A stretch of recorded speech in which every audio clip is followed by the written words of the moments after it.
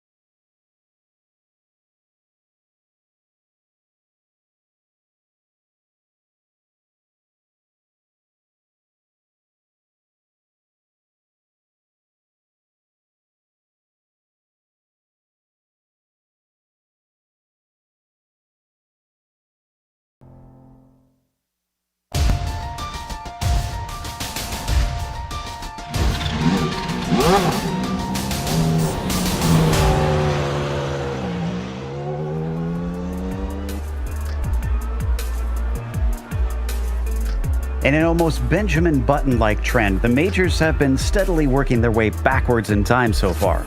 From modern sports cars to 80s stock cars, and we now arrive at 70s F1 cars. And while the vehicles are certainly much simpler than modern machinery, they are by no means easier.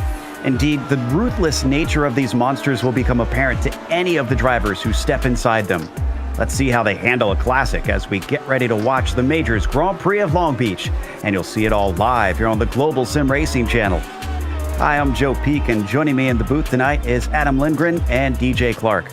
Behind the scenes is our director, Sean Crackers Ambrose, and he's using cameras provided by Dougie Beard. The Grand Prix of Long Beach is the longest running street race in the U.S. While this version of the track isn't quite the same layout that the Lotus 79 ran, it'll still feel right at home. Let's head to our track guide to see what it's like today.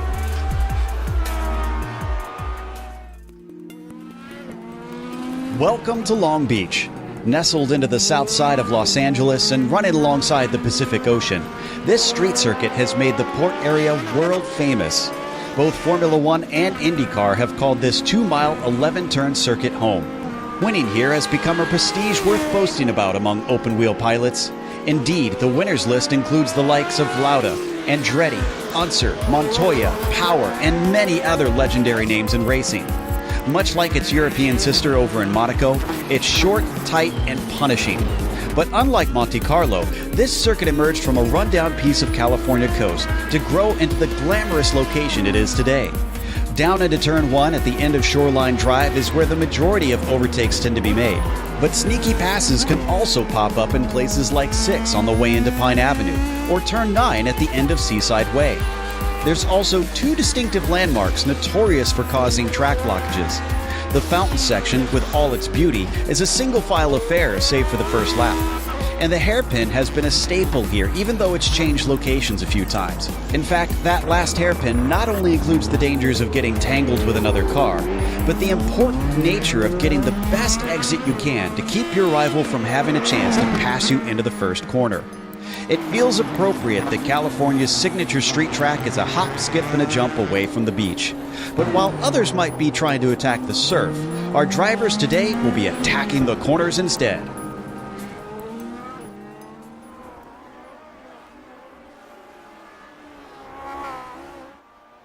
Adam, with all the new races that they're holding this year, honestly, this is one of the ones that I'm looking forward to the most because this involves both a track and a car that I'm quite fond of.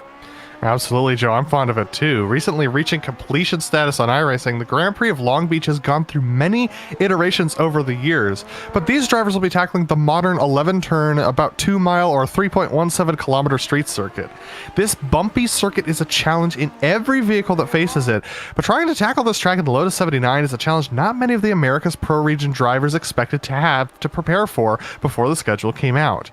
With two excellent passing opportunities in Seaside and East Shoreline, by a smattering of challenging right-angle turns, the fountain section, and the hairpin, and this relatively short lap provides an ample opportunity for mistakes. Mark those with dangerously close tire barriers and concrete walls, and you have a recipe for some damaged wings and suspensions, and with only one fast repair and 81 laps, such a costly mistake, especially if it ends in a tow, will be devastating. Add to that the points shakeups we see in the other regions, Joe, and we have a recipe for a stressful race for these drivers. There's no doubt about that. It's going to be tough out there. And, well, it's been a tough season for some, but not so for others. If we take a glance at the championship, starting with the pro drivers, Christian Challenger leads by a scant 7 points over Matthew Thunhorst, with Driscoll only 4 more back from him, and then another 4 back to James Walker. We only finally get a decent gap once you go from Walker to Waring. But really, the top 5 just kind of holding it together, bringing home the points thus far in the season, which will become important farther down the line. DJ, I believe you've got the Sportsman Championship standings as well. I do indeed, Joe. And as you can see, Ethan Osowski is sitting atop there. A little bit of a smaller gap than what we saw in the other category, with Gargaro only 5 points behind them, and then absolutely close all the way down through the field. We've actually got a tie for third place between Garrick and Halleck. Sherburne sitting just a mere point behind them, and Joshua Mertz only a point back from them. So 3 points separating second from fifth with a tie thrown in there. It is incredibly close in the Sportsman category.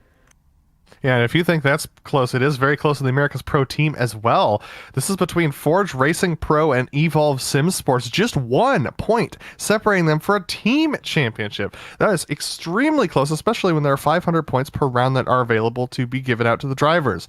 Then it's about 11 points back to Kinetic Pro 02, and Pro 1 is another about 22 points back of them, and that's still pretty close. Then Dog Bear Red only 1 point back of Kinetic America's Pro 1. So, I mean, Joe, things are so tight here in the Pro Championship. I mean, it's all to play for right now.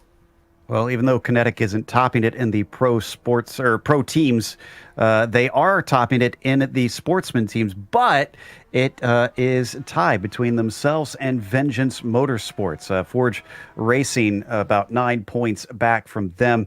And then you've got Sector 5 Motorsports sitting in fourth with High Class Racing, rounding out your top 5. That is still very important to those drivers and teams, even though it is for the Sportsman division.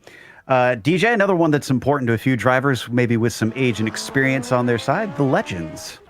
Exactly, and this seems to be the order of the day here in the Major Series. Wayne Hutchinson and David Henger tied with 63 points atop the field. Brian Barnes only a couple of points back, only 2, and Jimbo Pfeiffer 3 points back. Brian Bennett 4 points back, so 4 points separating those top 5 drivers there.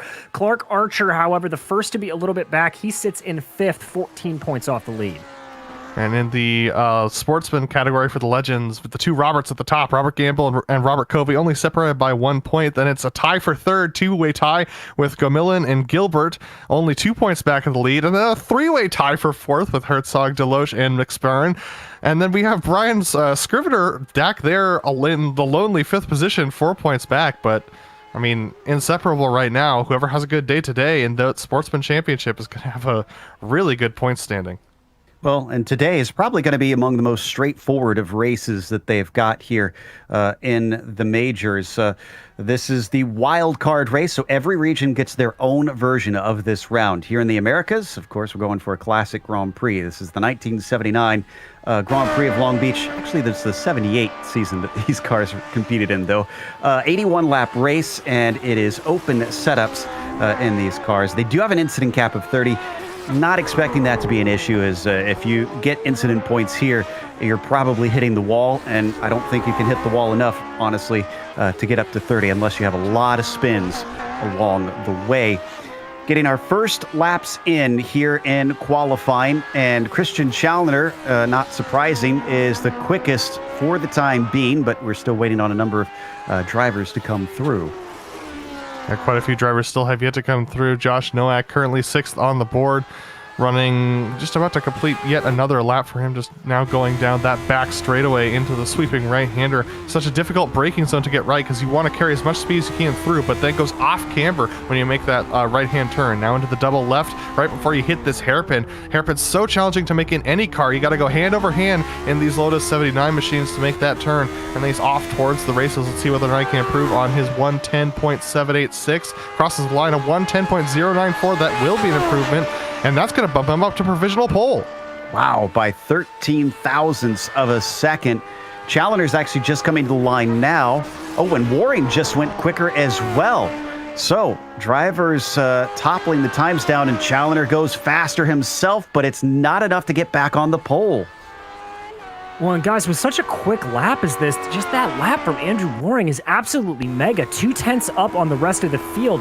Absolutely incredible. Austin Espedy now crossing the line. He's able to improve by about a second over his time, so he'll bump up to 14th. Yeah, great lap from Austin, one of the IndyCar regulars here on the sim, making a nice run here in the Americas Pro region. Lionel Kalisto crossing the line, only a 3/10 improvement for him, but good enough for 9th position, immediately getting bumped by Travis Warling, who crosses the line and puts himself into 9th. Brian Barnes trying to improve off of a 112.5, makes it to a 112.4, but it won't improve his position. Watching Liam Quinn now, who is yet to set a time. Should still have enough to get a couple in here. In fact, I think all 4 should be able to fit. Oh, but this first one doesn't count. Now, you can brush the wall to discount that. Hopefully he didn't get any damage if that's what cost him there. Well, the suspension on these Lotus 79s is relatively sturdy, relatively in quotation marks, obviously. The biggest concern that these guys are going to have is brushing over the curbs and damaging the very sensitive underside of this car. That's where all of the downforce is generated in these ground effects cars, so that's really what these guys have to be careful of. You want to take as much of the curbing as you can, but you don't want to go too far over the line and risk ruining the rest of your race. Yeah, Joe, it doesn't look like we're gaining much more time over that second lap. Looks like Austin Espedy just made up a couple of hundredths, actually, on that particular lap. Kalisto's actually going to bail out of his. Christian Challenger is still going around, but he's been knocked off by Joshua Chin. Now Joshua Chin up to 2nd position. Yeah, so Christian Challenger, who has one more lap to try and get a flyer, has got to really push here because he's about 2/10 off the pole, and we're making a big deal out of this. The qualifying with the difficulty in passing here going to be ultra important. Interesting rear wing damage there on that car we just saw going around. Here comes Christian Challenger through this final section. Let's see whether or not he can improve his time. A little bit of a rear end slide as he goes through the double apex left-hander, and not very close to the apex. I don't think this is going to be a good lap. Looks like these tires are starting to get beat. As he comes down, let's see what it's going to be. It's a 109.8. It is his quickest, but it's only good enough for 4th place. Waring, Chin, and Driscoll all in front of him. Looks like our current championship leader has some room to make up there. Looks like some sort of an off lap there for Austin Espedy. And yeah, you mentioned the sliding in this car. It's something that you're going to see a lot today. There is so much power that comes in through those rear tires. It is very easy to get the car to drift a little bit. So they're going to have to watch for that. It's very easy to catch if you're on a shallow drift, but you can also just drift all the way around the track if you're not careful. Banfield's last lap, his quickest, good enough for 7th. Jeff Schmeier in 15th. Last one not going to count himself. As we watch from Kevin Hill, driver known for his IndyCar skills, and even though this is an IndyCar track now, looks like Liam Quinn not going to improve as he's got time for one more. Let's see what Hill can do as he's a little bit up in the order ahead of Quinn. Last lap, not going to be faster for the 52. Yeah, just a little bit off the apex on the back of that, on the back of the hairpin. Almost clipped the outside wall, so it was not faster. Steve Driscoll also slower himself. So it looks like pretty much everyone's done except for Eric Smith and Nick Kuhn, who crossed the line with a 114. Not going to be a faster lap either. Andrew Waring's going to pull it over. So it looks like Eric Smith, Adam Halleck, and Nick Kuhn will be the last ones out on track.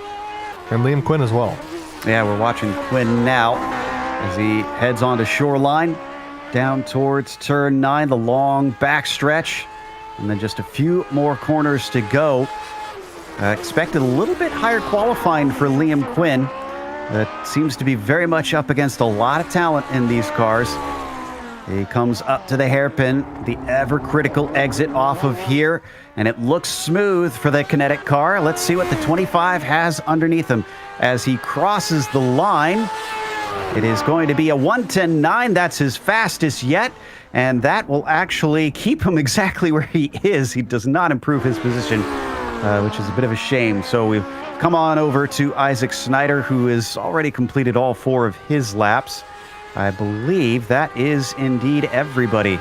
Yeah, and Joe, it's just so awesome to watch. I've said it week on week, but it's still so true. The Majors is such a great series because you get to see which driver can rise to the occasion in every vehicle you drive around here. And it's awesome to see who comes away with a championship every year, as we see Isaac Snyder ducking into the pits, and that will conclude our qualifying. I'm wondering if the starting position won't just be critical due to the difficulty in trying to overtake, but also the start of the race, DJ. I mean, this place, even in IndyCar, is kind of notorious for causing a little bit of damage. To say the least, Joe. You know, it's what happens when you're on Shoreline Drive. It's a nice, big, wide area, and then it just bottlenecks up really quick just past the apex of that first corner. It's very easy to go too wide into the corner, but once you start getting on the throttle, everything tightens up very quickly, and then immediately you arrive into the fountain section, and if you try to go too wide through there, somebody's tire is going to end up off their car. Well, we'll see if everybody's able to hold it together here in just a moment as the qualifying has finished and our grid is set. So that brings us to that starting order, and it is going to be Andrew Warren who puts it on the pole today. Josh Chin will start in second, and it is Steve Driscoll in third. Christian Challenger puts it in fourth with Mark Stevenson in fifth. Josh Nowak will be P6 and Ross Banfield in seventh. Eric Smith P8, James Walker ninth, and then Isaac Snyder rounds out your top 10. Travis Worling's going to start off 11th with Kurt Crum in 12th. Kevin Hill's going to start off in the 13th position next to Lionel Kalisto in 14th. Jeff Schmeier's going to start off row 8 with Austin Espedy next to him in the 16th spot. Liam Quinn, not a great qualifying for him, unfortunately, is going to be put back in the 17th spot with Brian Barnes in 18th. Adam Halleck and Wayne Hutchinson will round out your top 20. Starting off in 21st is going to be David Hall, followed by Brian McGreevy. Jason Wallet will start off 23rd, and Nick Kuhn will be to the outside of him in row 12. And then to bring up the back of your field in 25th position will be Ryan Steele. So 25 cars really will feel like a classic Grand Prix here. Worth noting that even Christian Challenger admitted if he hadn't have messed up one of his laps, he doesn't think he would have troubled pole. So wonder if he's got the pace over the course of the race to try and challenge for the win. Andrew Warren certainly looking strong here today, although it is small margins between himself and Josh Chin. Just waiting for a couple more cars to plop themselves on the grid, and we go racing for round 3 of the majors. It's the Grand Prix of Long Beach, 81 laps here around this California circuit. Driscoll's the last one, so as the engines start to rev, the lights come up, and the green flag is out. It's a very poor start for Josh Chin. And look at Christian Challenger immediately take advantage of it, weaves around him, and he is up into second. Third place looks like it is under threat as Stevenson has Josh Nowak to his outside. Stevenson braking very late, almost getting to the inside of Challenger. Is this going to be cleaned down through the fountain section? Looks pretty clean so far through the fountain section. Everyone got away pretty well, side by side between Kurt Crum and Jeff Schmeier as they back up towards Austin Espedy in 15th position. But Eric Smith from 7th on the grid, all the way back down to 16th spot right now. He's really struggling as we start to go through this wide sweeping right-hander and left-hander for the first time. Yeah, onto Pine Avenue. Warren's got a good gap already back to Christian Challenger, but critically, Christian has clear road ahead of him. So poor qualifying hopefully won't hurt him too badly now that he's able to set his own pace. Still got a lot of cars behind as Nowak already being attacked by Josh Chin. Yeah, Chin eager to make up for what was a very, very poor start to that race. He's been able to get around Nowak. Nowak running a little bit wide there coming into the Firestone turn. Chin, I think, just got a little bit of wheel spin off of the start. That's what caught him off guard, but he looks like he's in the zone now. First time through the hairpin. Front of the field was okay. Back of the field still getting some side-by-side racing. However, so far so good, and all of them are going to be able to successfully navigate through. Now they just got to do it 80 more times. Yeah, and yeah, Jeff Schmeier's sizing up Eric Smith as they're looking towards turn 1, back down in the 12th position, but he's actually going to back out of it. Looks like everyone's trying to be a little bit calm right now, so you keep looking at the front of the field here with Mark Stevenson, Joshua Chin, Josh Nowak, all trying to navigate through that fountain section, taking that right-hand turn onto Pine. Bad news for fans of Steve Driscoll. He had to start from pit lane. He must have had some sort of connection issue. He is now back out on the track, but I believe he is a lap or 2 down from the leaders. Meanwhile, speaking of our leaders, we're still watching this fight between Stevenson and Chin. And Travis Worling's had an issue. He's missed a shift, and now he's made contact with Eric Smith, and he's off into the wall. Oh, and thankfully everybody was very heads up there. He had cars going too wide behind him. Let's watch the replay, and it was Kevin Hill who nearly ran into the back of him. This is, oh man, that is severe damage on that car, unfortunately. So this is the initial incident. Oh, he had a bobble coming onto Pine Avenue already. Yeah, he did, and then he makes a little bit of contact right there, and that sends him into the tire barrier. Fortunately, no one else hits him. I can report that Wayne Hutchinson's also had a problem. He's towards the back of the pack now, and I believe he's going to take it. Oh, and Travis Wollings had trouble getting into the pits. That's him you saw backing up into the shot, and Wayne Hutchinson going by with his damage. But Travis Wollings going to have to take that fast repair now. It is a bit of an awkward pit entry. Go ahead. I was going to say, speaking of that awkward pit entry, it looked like he had a little bit of contact with David Hall on the way in. Hall tried to get to his inside, and Worling needed to get into the pits, and the two just kind of bumped tires, and that's what sent Worling into the wall. Oh, man. Really bad start for Travis, and it's going to just be a game of try and collect as many points as he can from here on out. We're once again back with Joshua Chin. Now, a really horrible start off the line has not cost him too much because he's back into third, but he's lost a decent gap up to our leaders, and I think we had a change for position as Kurt Crum managed to sneak past Walker for 8th. Let's take a look at the replay. Absolutely. As we're taking a look at that replay, we could report that Jeff Schmeier missed the right-hander off of the long back straight. Here's that moment, though, with Walker, and that's where you're going to see the pass right here on the back of this long straight. It's going to be a nice move right to the inside.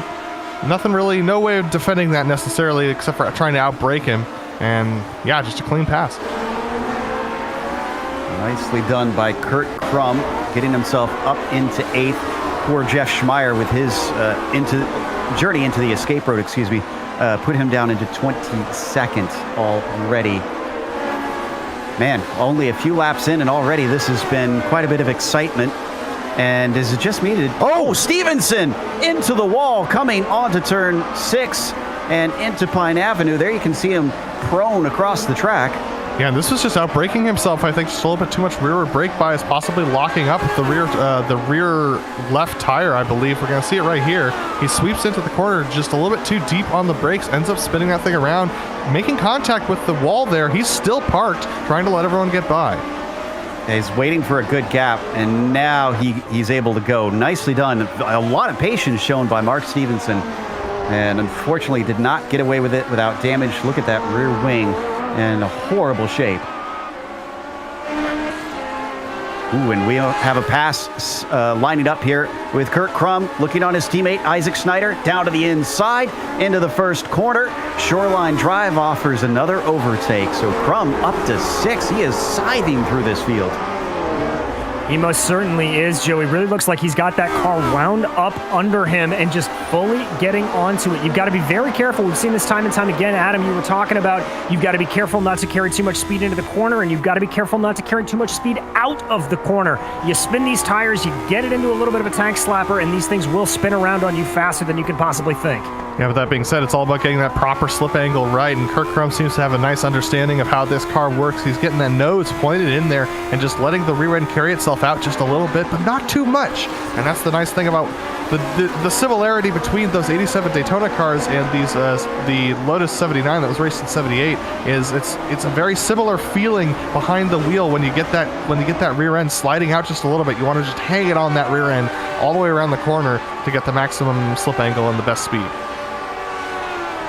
A little bit of a battle forming behind them. That looks like Espedy catching up to James Walker. We've already seen Walker lose one spot early in this race. Look at him gain quite a bit down Shoreline Drive, but he runs out of straightaway. And they are bringing along Eric Smith, so becoming something of a three-way battle. Absolutely, these guys just battling tooth and nail at this point. James Walker starting to fall back once again. Isaac Snyder just starting to pull a little bit away from them. Austin Espedy showing that the skills at IndyCar are transferring quite well to the Lotus 79 here. We know that he loves to run this as well. But we need to take a look at second because Joshua Chin's made a pass on Christian Challoner. And Christian looks to have let this one go, actually. As well, he pulled over. We didn't see it on screen, but a big slide from Chin as he finally completed that pass. Oh. Let's take another look at it. It almost seemed like Christian kind of saw the writing on the wall, figured it's a long race, and didn't really want to try and make this too much of a fight. You can see it looked like he was defending, but then he lifted, let him through, and there is Josh hanging it out. Well, now looking at the two of them as they go, Challoner not letting Chin get away too quickly here, trying to tuck up behind him in that draft.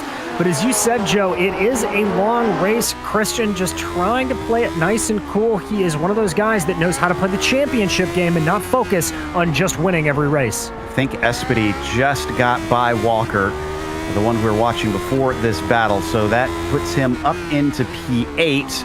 Another position down for James, who actually started this race in 9th, so he's actually back, I think, exactly where he began things now. So things, I guess, just leveling out more so than him losing positions. Yeah, and I think for fans of Christian Challoner, they've got to be hoping that Christian's trying to hit some sort of fuel number here because he's already a second and a half back of Joshua Chin just on one lap. So if that's his race pace, it might not be possible for him to get a clean sweep of wins this season, which I know is saying a lot, but he was almost on for it last season. So it'll be very interesting to see how this race plays out, and especially if they end up catching some traffic, what'll happen then. Absolutely. But up in front of it all, Warren already has a gap of about 5 seconds to Josh Chin. Andrew seems to be pretty much controlling this thing from the word go. There you see that 336 plowing around these corners and looking unfazed. However, it is a very long race, which means they will catch lap traffic eventually, and he's got to be very heads up when that happens. Well, he does, but the race stewards in the major series have been very, very specific that blue flags must be heeded. So there's going to be a little bit of give and take that happens between the drivers when he does catch them. Meanwhile, in 5th place, Ross Banfield and Kurt Crum. Man, Crum is not satisfied with where he started this thing. 12th position, already up to 6th, looking at a top 5 as he just stalks behind the 777. Doesn't have a chance to pass here down into turn 9. The Simability UDOX car of Ross Banfield has a mirror full of that pink and white number 14. I don't think that was a good enough exit for Kurt, though, to be able to pass into turn 1. You got to remember these are open setups, so they could be running different, varying degrees of downforce. And I think Kurt's downforce on that thing, I mean, as high as you could get in these older machines. It looked like Jeff Schmeier just came out of the pits from his repair, so he's back onto track in the 21st position, just ahead of these guys, and he'll be getting those blue flags.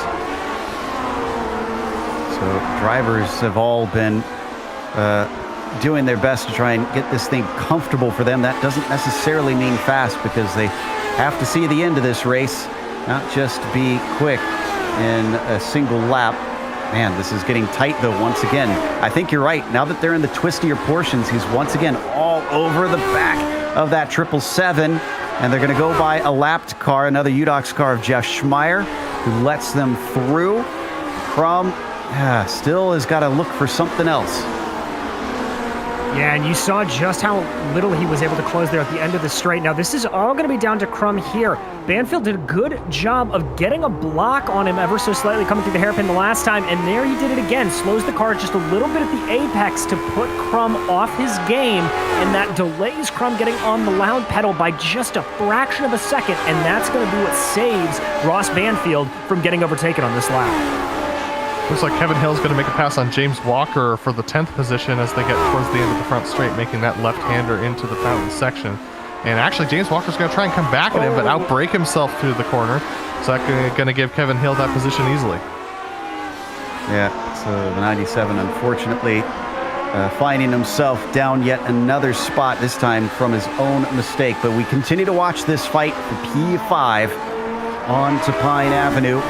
And I have to say that Isaac Snyder's still sitting in a good position here for the two ahead of him fight. Yeah, riding on board with him. Take a look at this. Kurt Krum got a really good run through that awesome uphill when he just crest over the top of that intersection. Such a good feeling in any of these machines, but Krum just can't seem to get past Banfield. And Isaac Snyder is the one kind of taking the catbird seat. He's waiting for a good opportunity. If Kurt Krum gets a bad exit through the hairpin at one of these times, he's going to be able to pounce. And that's his teammate. Now, granted, does he want to fight him that hard? As they come down Shoreline Drive, looks like Krum might be getting a little bit of slipstream this time. And he stops closing once they get up to top speed. Breaking down into the first corner. This is where we expect the 14 to get right onto the gearbox once again. Yeah, look at it. He closed up extremely quickly. There was a big slide from Ross. Is Kurt going to try something up the inside here? He takes a look. He's going to send it. Not quite. Can't quite get there. Look at this. Isaac Snyder trying to set him up. Trying to get a good exit and take advantage of Kurt Krum's slowness through the corner by taking the offline. But now Banfield, once again, set up for the straightaway. Kurt's closer than he has been, but I'm not sure it's close enough. No, I don't think it is, Adam. He's not going to think about it. No, Krum is not going to be able to take that look there. That top speed really just still seeming to hold him back. He's going to have to get a little bit tricky. Wow, he's very close, but oh my goodness, the traction for the 777 just pulls him away as we ride on board, looking over the shoulder of Kurt Krum, and you can see how bumpy this track is, especially with how tightly sprung these cars tend to be. Just an update on our leader. It's stabilized at about 5 seconds for Andrew Waring to Joshua Chin. Christian Challoner is another 5 seconds behind Chin now. So this is the closest battle we have on track, with Josh Nowak behind Christian Challoner by 1.5 seconds. Ross Banfield 3.5 behind Nowak. And then we got Kurt Krum right here tucked in behind Banfield. Ooh, wow, did you see how close he got to the wall? And this is where he took a shot at it last time. This time he gets farther up beside him. He's given space at the apex. Still, Banfield will deny Kurt Krum. Can he pull the over-under potentially coming onto the back stretch with a better exit? No, it's still not meant to be. Krum just not able to do it. It looks like he's just a hair tentative on the brakes there. I can't say I blame him. We are only 12 laps down in this race, and trying to get that pass off of Pine Avenue, very easy to overrun the car, but ooh, that is his teammate Snyder looking very strong. They're coming up through the hairpin. It's that checkup again. Worth noting that this race began just after noon virtual standard time. And so this is right smack dab in the middle of the day. It's been heating up on the track surface. It's up to 97 Fahrenheit. I wonder if that's been playing into things as well, just chewing up and melting these tires. Yeah, and you've got to be able to get traction down to get some good exits here. So those drivers, we were talking about pit strategy before we came on air today, and those drivers who are thinking about a pit stop or who weren't thinking about a pit stop might be regretting that decision, because they would have loaded up with fuel and they would have built their setup around that. We'll have to see as the race goes on whether or not that works out, but currently lap 13 of 81, and this battle for fifth doesn't look like it's going to let up. Kurt Krum just completely frustrated behind Banfield. Yeah, DJ, we talked extensively. It seemed like that was awful close. This is the moment. Krum has got a fantastic run. Banfield does not defend. He's going to leave the inside open. Either he feels confident or he doesn't want to fight this too hard. Krum manages to get side by side, but still hanging with it. Banfield doesn't give it up immediately. Now he lets him through as they swing into the hairpin. Off the corner, Krum gets a decent run, but we know he's not as quick in a straight line. Here comes Banfield. Will he get that spot right back from him on Shoreline Drive? Krum is going to defend, but there's the speed difference. Look at him. He just makes it look like Krum is standing still, and just like that, he is through. Yeah, it was really close. Krum almost decided to make a lunge up the inside on Banfield and won. Wasn't going to happen there, but I think that was Crum's best opportunity, and he couldn't make it work. This is going to be really rough for Snyder.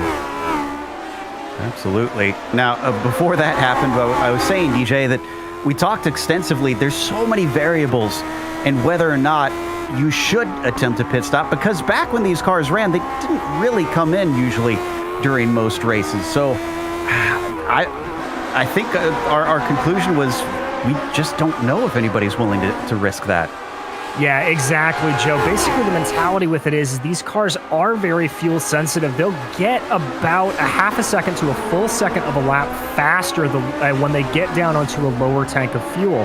The give back that you're going to have on that with such a tight, twisty circuit like Long Beach is that if you come in, very likely that you'll go a lap down. Also, you may have to contend with some lap traffic when you come out. The other part of it is that these are ground effect cars, so the downforce is mainly generated by the tunnels under the car sucking the car into the track. And if you run a heavier setup, that may actually give you a little bit more downforce over the course of the race. Had an incident for the number 10 car. This is through turn 5, unfortunately. Being chased by his teammate, Jason Wallet. David Hall found himself smacking the tire barrier. You're going to see it here coming up soon. The second right-hander is already sporting some damage on the left front wing. And, it hit it twice, actually. Yeah, that's just going to make it even more difficult. We're going to go on board with him, and you can see he's trying to turn that thing, but just no front grip as he was coming out of that corner. I can also repeat that Lionel Callisto locked up the rear brakes a little bit going into turn 1, ended up making contact with the tire barrier. Now he has front wing damage as well, so Callisto's going to have to come in and get that repaired, or try and stay out and make the most of this, but right now in 14th position and dropping. He didn't come off that corner very hard. In fact, he's hanging to the inside line. He's not ready to be lapped here. That's a battle for position. No, that's not a battle for position. Excuse me. That's Warling getting lapped back from his teammate, Ryan McGreevy. 8th position is a battle, though. And that is Espedy and Eric Smith, along with Kevin Hill, all tight together. Absolutely. These three have been sort of accordioning together over the last couple of laps. It looks like Eric Smith struggles a little bit with center of the corner. Austin Espedy, I'm still trying to figure out why he's backing up into Eric Smith, because his car looks fairly under control, but Eric Smith is gaining, and Kevin Hill's gaining on the both of them, even with that little bit of front left wing damage. Callisto did indeed come in to take his spare car, and he is back and ready to go. As we ride on board, watching from the perspective of Kevin Hill, down into turn 9. And Jeff Schmeier had a big wreck. We don't have to show it, but in the 22nd position, he had a big wreck coming onto the back straight. He's now going to have to go in for actual repairs this time, because I believe he's already used the spare car. He actually had contact as well. Mark Stevenson in the 53 helped him go around. So let's take a look at it. I think we do have a replay, in fact. Onto Shoreline. Excuse me, Seaside. I just made contact with the inside wall that slowed him up, and then he gets hit in the rear, ends up getting those tires up against the wall, and with the centrifugal force of the tires at the grip of the rubber, ends up putting him up on his side. Well, it's not been the best of days for poor Jeff, although he is still running, but he's already a lap down. Kirk Crum, Ross Banfield's had a problem. He's hit the outside wall coming onto the back straight. Kirk Crum's made the pass. And Crum was awful close to him coming onto that corner. He did a great job avoiding. Let's take a look at the replay. This is a very common place, even with real-world professional drivers, to find yourself in the barrier. Oh, wow. Wow, he tagged it hard. Yeah, he did, and that's going to definitely damage a little bit of that car. I think it looks like there may be a hair of wing damage on it. He's able to continue on at least, but that's going to definitely put a damper in the spirit of Ross Banfield. But once again, as we've pointed out, look at that top speed down the straights. He is still continuing to hold close to Crum ahead. So, didn't hurt him too bad, apparently, as we ride on board from the helmet cam. of the UDOX driver, following now behind Kurt Crum, who was getting a little bit sick of that 777's rear wing, up to the top 5 after starting from 12th place. This has been a magnificent run for the 14. As all this has been going on, 3rd place has suddenly been a question mark. Christian Challenger finds Josh Nowak right behind him. Oh, and that car just does not look happy underneath him. He looks super loose right now. Possible that he's burnt the tires off of the rear of that thing a little bit, which is causing him problems. That being said, Nowak with a horrible hairpin ends up getting that thing swapped over and having to save it a little bit. This is going to mean that he's not got a great front stretch, but that being said, he's got a little bit more trimmed out than Christian, so he's still gaining. Exactly, and as if you look at them when they're coming through that final hairpin, Nowak not exactly having the best of luck. Challenger skipping across the track there. Now, part of the reason these guys have closed up is because there has been some lap traffic that came into play. Ryan Steele held up Christian Challenger ever so slightly, and now they've got Lionel Callisto right ahead of them. So Nowak going to be looking to maybe use Callisto to get around Christian Challenger. Noticing from our camera angles here, both are sporting similar damage. I'm wondering if that's due to the curbs, or if they've both had a bit of issues here and there through the race. It's still early days, so that's not going to be fun to deal with for the remainder of things along the back stretch, and Nowak is not able to get a good enough exit to try and challenge Christian, at least this time. Much closer, though, is Banfield and Snyder, down to 0.2 of a second. Yeah, these guys really close together. Banfield's falling off the back of Kurt Crum. I think that damage is starting to affect him for sure. You can see he's a little bit, he might even have a little bit of toe damage that's affecting the straightness of his wheel, which could really affect him, especially if it's in that sweeping left-hander as we get back, head towards the hairpin. But now Banfield's strength comes into play on these straightaways, and there's nothing Snyder can do. So he's going to have to catch him when Banfield's weak, which is in the more technical twisty sections. So much harder to try and overtake through there, so best of luck to the 13 trying to make that one work. They now come through 5 and 6. Oh, this part always scares me, the way that track curves and really chucking it in. Isaac Snyder knows he's quicker in the corners, and he's trying to take as much speed as possible.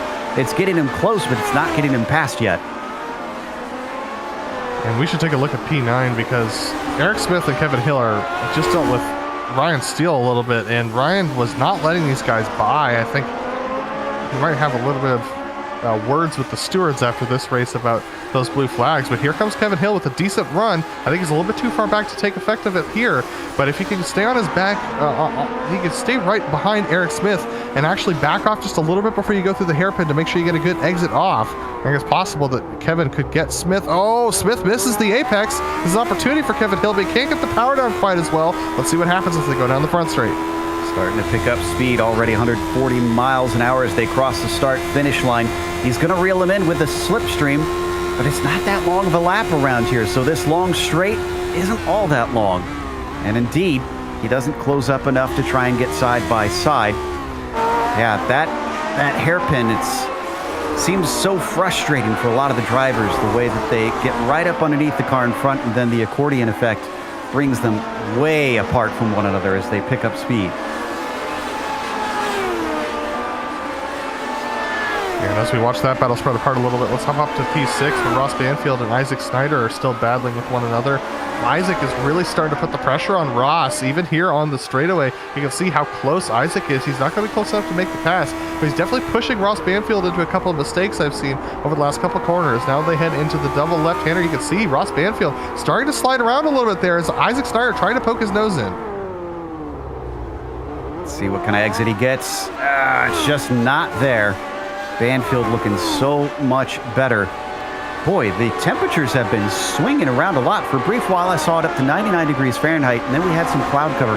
It's gone back down to 93 Fahrenheit. It is just kind of all over the place right now, which is not what I expected for sunny California. Well, Joe, I can attest that is exactly what the weather actually does when you're down on the beach. You get a little bit of cloud cover, a little bit of wind, and you need a jacket very quickly. So kudos to iRacing for perfectly capturing that part of Long Beach as we continue to watch this fight.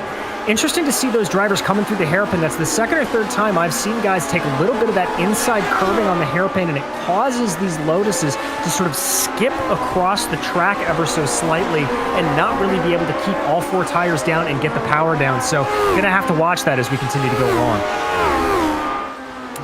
Peter Mackay likes to describe it as the magic carpet of the suction of the underside of that car. And drivers definitely need to keep it nice and planted to take the best advantage of it.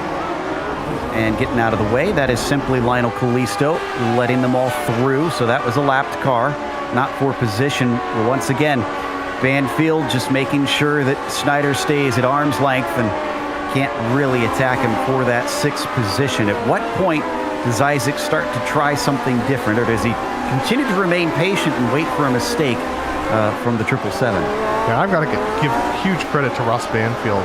I'm not saying that Ross is slow, but I'm not the quickest driver in the world, so what I tend to practice a lot is corner exits, and especially slow corners like the hairpin, and it sure looks like that's where Banfield has spent his time in practice as well. He can get off of that corner better than just about anybody on the track, and it's keeping him out of arm's reach of Isaac Snyder, even while Banfield's struggling around the rest of the track.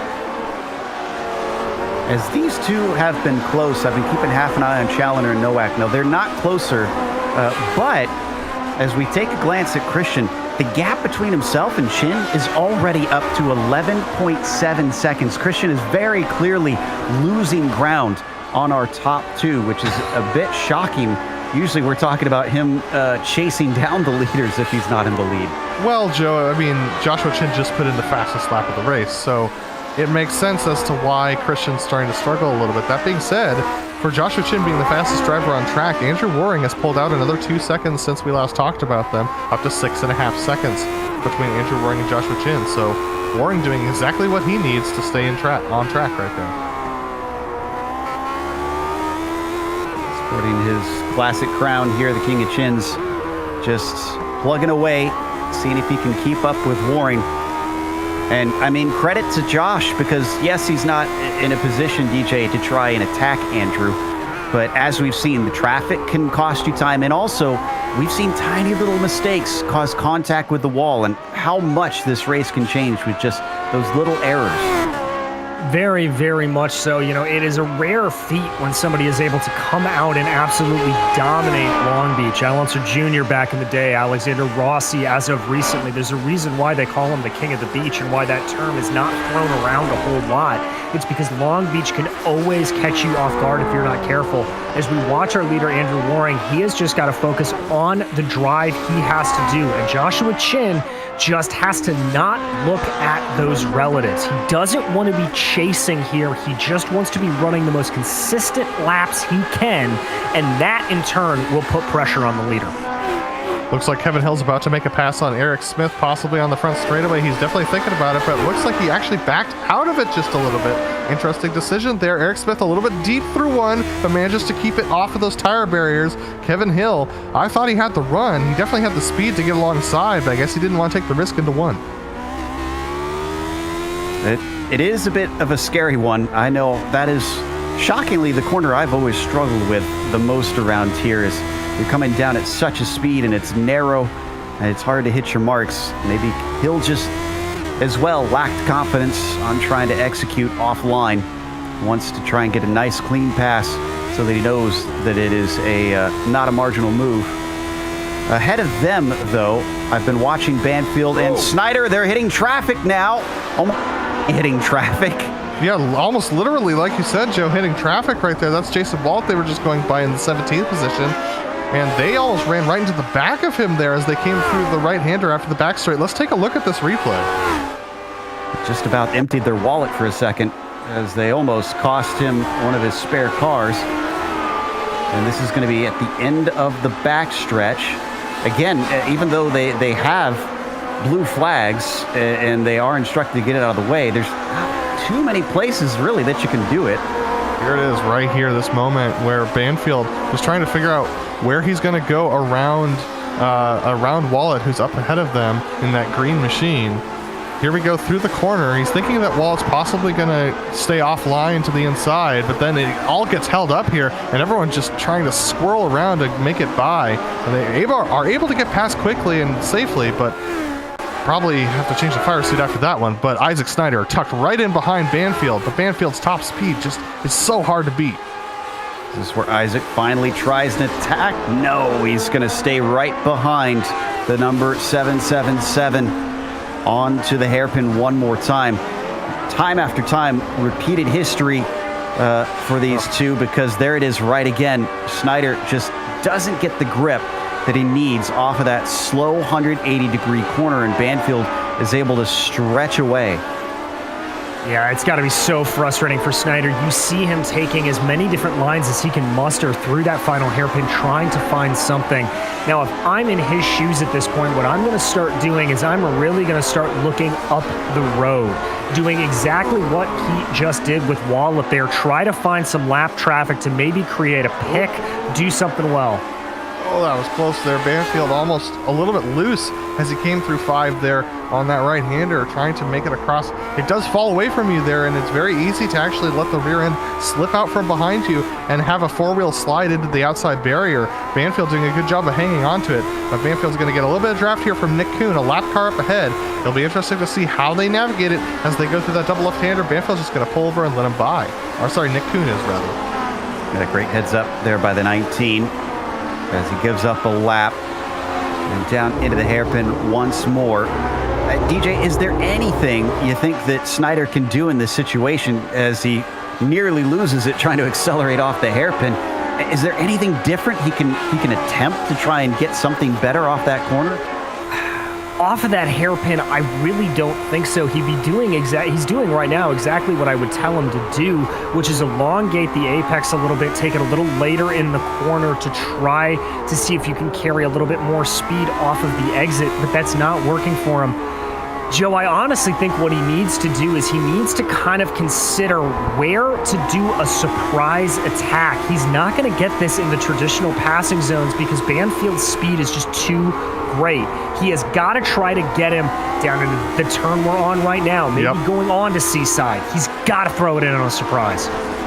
Oh, he might have caught him off of the apex there. This is going to slow Banfield down a little bit, but Snyder possibly a bit shift there. Loses a ton of time to Banfield. So now they're catching up to Wayne Hutchison, another lap car. Like you said, DJ, he's going to have to set it up the inside. Possibly, I think 7's a great place to do that as you get onto the back straight. We've seen it time and time again in IndyCar, and it's a great place to make a surprise move. No surprises as Hutchison makes sure to pull out of the way through the hairpin and let the pair of them through. As these two continue to fight, we're now 30 laps or nearly 30 laps into this thing. I was checking to see if we've had any hard chargers. Brian McGreevy in the number 68 has gone from 22nd to 14th. Now, he is a lap down, so he's not really in contention for victory or honestly even top 10 as things stand, although he may get up to a top 10. But he's made up a lot where others have faltered. Another driver that's gained about the same... Snyder's making a move, Joe. Isaac Snyder just up the inside of Kurt Crum through 6. All right. Let's see how he finally got this one done. Hopefully done, because last time he handed it back on the front stretch. There's a slide from Banfield as they went through 5, and that ended up giving Snyder just enough pace to make it up the inside. Now here's that very important moment for the number 13 because they're coming up to the hairpin. He lost it here before. Oh, he sends it in way too deep. Is that going to be game over in the spot right back? He looks like he's decent. How much top speed does Banfield have as they pick it up, head around the gentle curve along Shoreline Drive? Snyder's going to try and defend, and I think he's got it. The question is, can Banfield hang on to him, TJ? Oh, no, Snyder actually hits the outside wall. Did he actually get it? It looked awful close. I think it was just a very, very light tag, and we're going to take a look at the replay real quick on board. This is from on his helmet cam. Let's see as he comes down into turn 1, the right side of the car, seeming to just clip the concrete. Takes it as far to the right side as he can go, and then, yeah, you can see the correction in his hands there. Just a little bit of a kiss to the wall, and now they are headed down Seaside Way, and it looks like Snyder has been able to pull enough of a gap that he is at least going to be able to stay ahead of Ross Banfield. Now, I say that, he's got to get through the hairpin. This time looked a little bit tighter at least, and he is much farther ahead than Ross. So yeah, I think we can give the 13 P6 finally. All that messing around, despite seeming similar in pace to his teammate Kurt Crum, he's lost about 4 seconds. So unfortunately, it could have been a little bit farther up the road for Isaac. Still a long race yet to run, and he might find himself gaining on his teammate at some point. Oh. It looks like Austin Espedy possibly had an issue. Something interesting happened here. We're going to take a look at this. Do you have a connection issue, maybe? Thought I saw him blinking in and out for a second, so that might be what happens here. This is down into the first corner. Oh, no, it's Banfield who had the connection issue, so that's why we saw the timing and scoring jump. But Espedy is being caught a little bit by Eric Smith behind him for the 8th position. Eric Smith now within about a second, and Espedy's starting to catch up to Banfield a little bit as well, so we can see a battle for 7th starting to develop here. So this is going to be fascinating as they work their way around the hairpin. Espedy on the straight in that kinetic racing machine. And we did have a single car incident with Jeff Schmeier in the fountain section. No need to go to it, but he fortunately was able to get it out of the way before Christian Challoner in 3rd place came through. Incredibly, thanks to the spare car, we actually still have all 25 runners in this race, even though some did not get to take to the green flag and some have already had to take repairs. Everybody is still on track and rolling. We're almost halfway through. Watching from Eric Smith's perspective, and Espedy with a big issue off the corner. He caught it, but he also cost himself a significant amount of time. He really did, Joe. That number 7 of Austin Espedy just does not look happy. It looks like he is losing time hand over fist here. And here comes Eric Smith. He's got the draft. I think he's going to make the move. Is he close enough? I don't know. Yeah, down into the braking for 9. He sends it in a little bit deep and falls off the gearbox of the number 7. Could still change this up coming through the hairpin if he's a little bit quicker. No, that's not going to do it. Yeah, got a little bit bouncy as DJ's observed. He just flipped the inside curbing with that rear tire, ends up popping across the pavement. Just can't get the power down at that point. Eric Smith definitely faster than Espedy on the straights, but can't quite close in that gap, even with Espedy struggling like he is right now on these tires. I hope he's not struggling this early on. Sorry, go ahead. No, I was just going to say that, so these tires on the Lotus 79 are modeled after the tires that they ran in the 1978 season. That is to say that they are not designed to be changed over the course of the race, even one this long. So if you're having problems with the tires, what you can actually do is run a couple of laps to deliberately try to cool the tires, not use them as much. That may be what we're seeing Espedy do right here. Back it off a little bit so he can go on full aggression here in a lap or two. Up in front of them, that's Brian Barnes, another lapper that they just need to try and cruise by. Josh Chin setting another fastest lap from 2nd, and clearly has the fire lit under him. Here we go. Nice job by Brian Barnes to get out of the way. We're going to take a look at P3 because Nowak has closed into Challoner once again. Now, Nowak has been this close about 3 or 4 times this race and has not been able to affect the pass. Challoner's been stalwartly holding on to that 3rd position. 3rd now being 23 seconds behind Joshua Chin for 2nd place. Nowak needs to get by because we know that Nowak has the pace to catch up to Challoner, but he keeps making little mistakes like that, like clipping the apex of that corner or going a little bit wide in the braking zone, whereas Christian is being very consistent, if a little bit consistently slower than Nowak.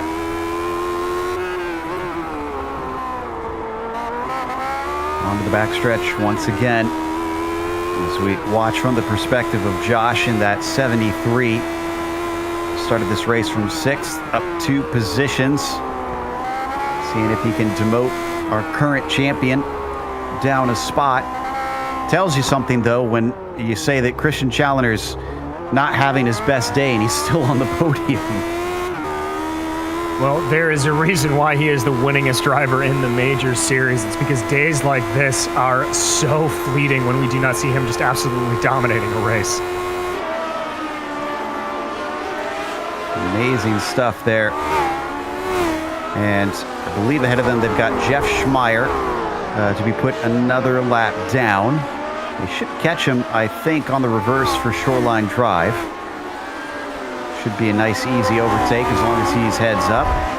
Yeah, he's staying out of the way. Here we go. And Christian going to be able to overtake him. Is he going to let both through? There they go. Very smooth move there, but as you can see, Noack just falling back once again. Can't quite close up to Christian Challoner right now. And Christian, it seems like whenever he gets under threat from Noack, he's able to up his pace just a little bit to make sure that he's gaining. Now, I mean, it would be a miracle to say this, but remember, we are not yet halfway through this race. It's possible that Challoner is just running a very comfortable pace right now, and he'll start pushing later.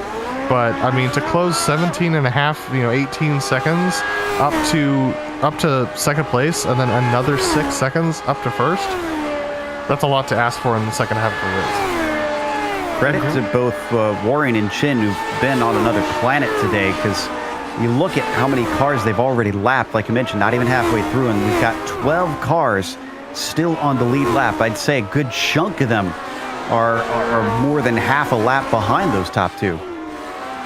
Yeah, and here is the only thing that I can really think of if this is an ultimate strategic decision for Challoner. We may be in a situation where Waring and Chin have rolled the dice and they have said, you know what, we think we can go faster on a one-stop strategy. That they are going absolutely all out, no lifting and coasting, running those cars to the max, knowing that they're going to come in for fuel, whereas Christian Challoner has a fuel number that he has to be hitting.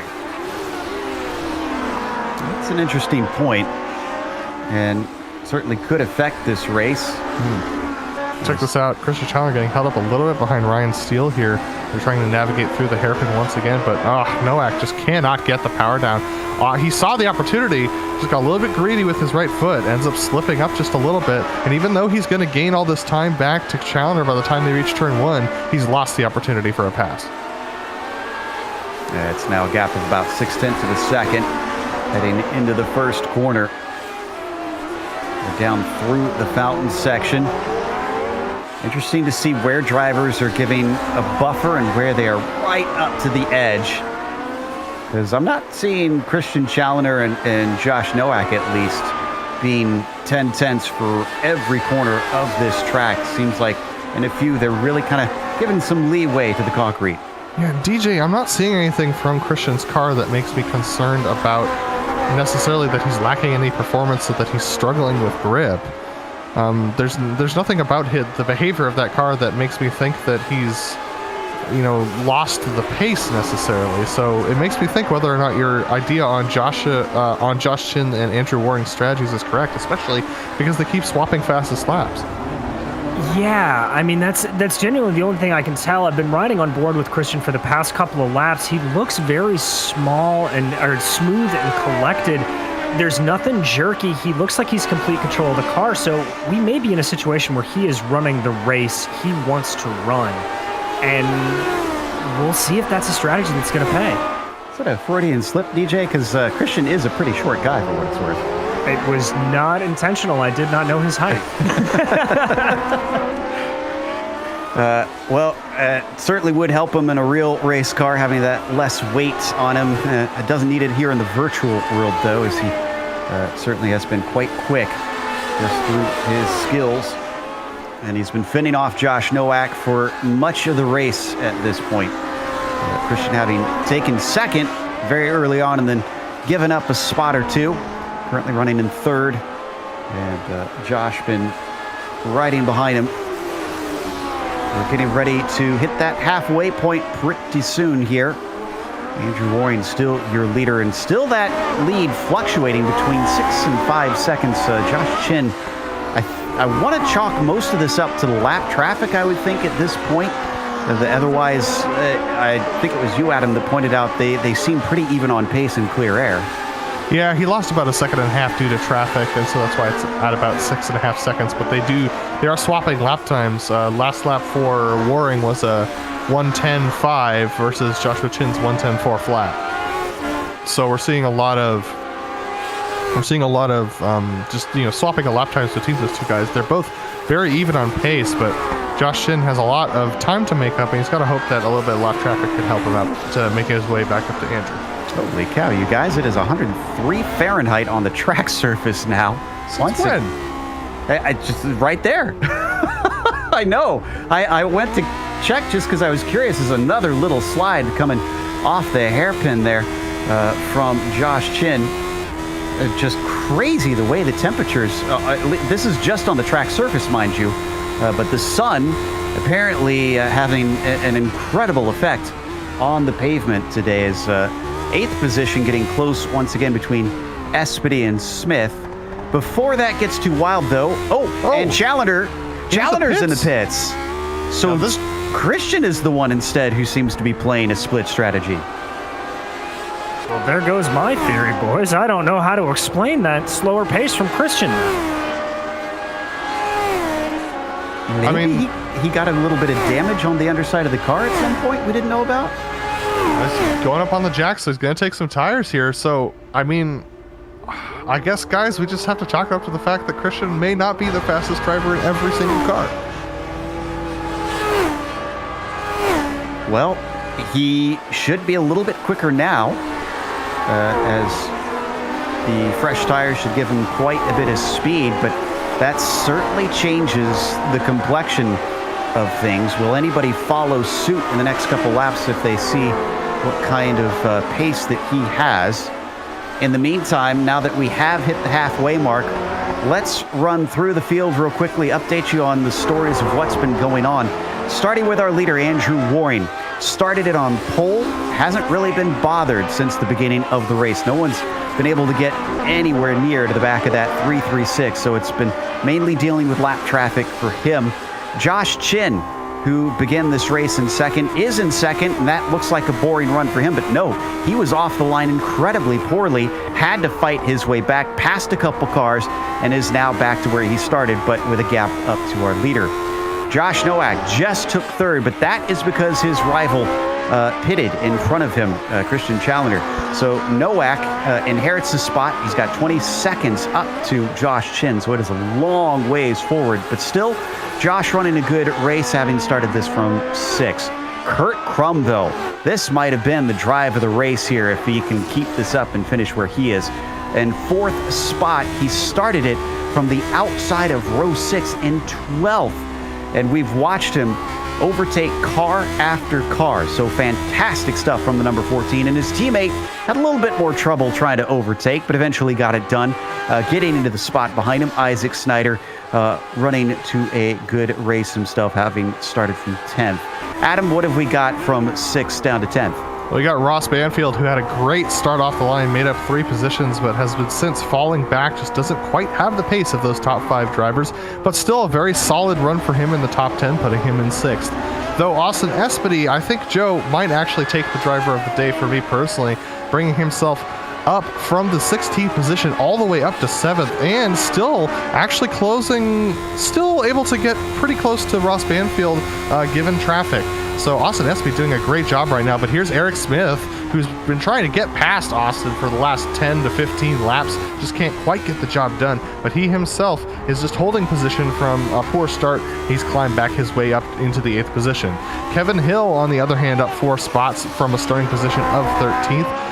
He's actually one of our least experienced drivers in this particular machine, but he's actually proving to do quite well for the Evolved Sim Sports guys. Currently 50 seconds off the lead down there in the 9th position. And 10th is James Walker, who talked about him a couple times over the course of this race. James Walker doing a great job himself, only having lost 1 position since the start of this race right now, just running kind of a lone race right now in that 10th position, 11 seconds behind Kevin Hill and about 6 seconds ahead of 11th place Liam Quinn, DJ. That's right, Liam Quinn is currently running in 11th place. He's having a really good day, up 6 positions from his starting spot. He is working his way around in front of Christian Challoner. One of the big stories of the race, Christian, not normally where I used to seeing him way out front. Christian is right up behind his gearbox, choosing to come into the pits. A couple other guys as well coming in. We'll run them through for here in a second. But importantly, very close behind him is your leader. That's right, Challoner almost getting a lap down here, which is making things interesting. But behind them, Lionel Callisto is working his way around in 13th place. He is up 1 from 14th. Callisto has had some good runs here and there, but trying to work his way forward as much as possible. Although I am hearing that Josh Chin is coming into the pits. Yeah, Chin has pitted, and so has Kurt Crum. So I think the dominoes are starting to fall. Do we have a problem with Eric Smith? We did. Smith has got severe damage. This is on Pine Avenue. And I think he hit the wall in a big way. He did. He slid it coming across the apex, and he got the crest of the hill. Eric Smith in 8th position right now. Here he is. We're going to take a look at this replay as he comes onto Pine. Just gets too far. Oh, my goodness. The thing didn't turn, Joe. It looks like it snapped. We're going to watch from a different angle here. This is on board the 32. You're going to see him make the corner.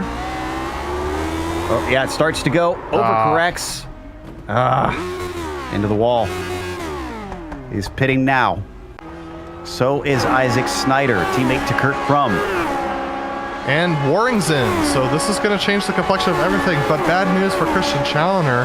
He pitted earlier before all of these guys. He was in the third position rather when he pitted. Now out in 8th. Joshua Chin is in 4th after his pit stop. So things not looking great for Christian as far as the undercut was concerned. And he wasn't that much slower on his pit stop compared to Josh Chin. So this is very surprising. We'll see whether or not Warren can hang on to this lead. Provisional lead over Josh Chin. The Chin's coming up to the hairpin right now.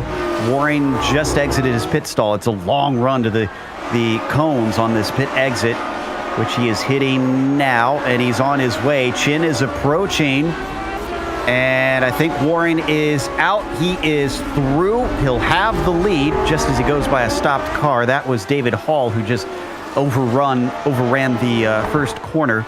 So no change for first and second position effectively, although Josh Nowak is our leader currently. He has yet to stop.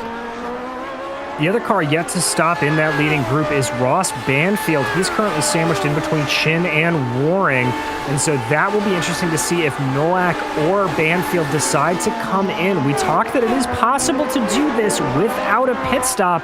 Maybe that's the strategy from the 73 or the 777.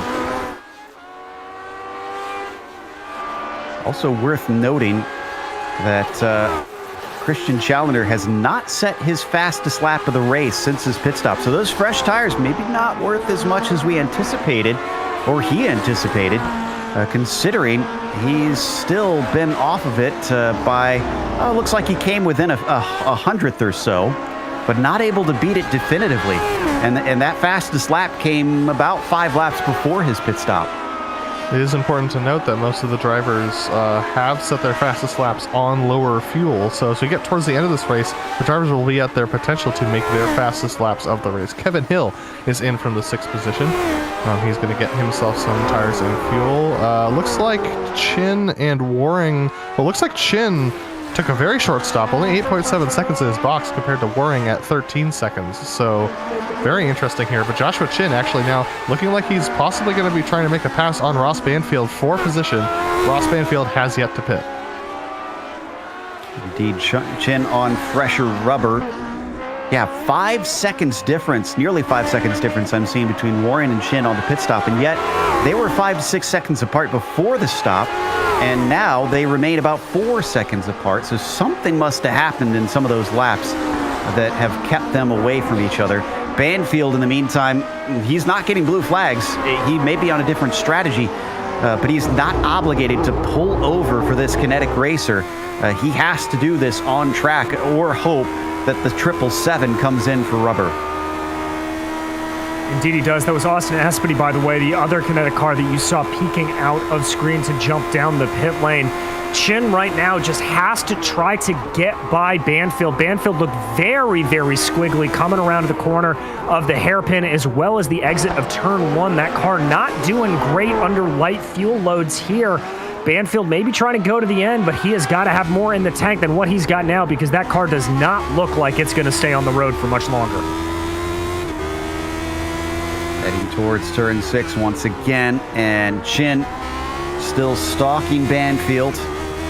Wonder if he's getting a little bit frustrated here, because this could affect his strategy, mind you. If he can't manage to get by this 777 and he's running slower laps than what he could in clean air, this is sort of the danger you talked about, DJ. Just having everything ruined by somebody else, not necessarily by your own doing.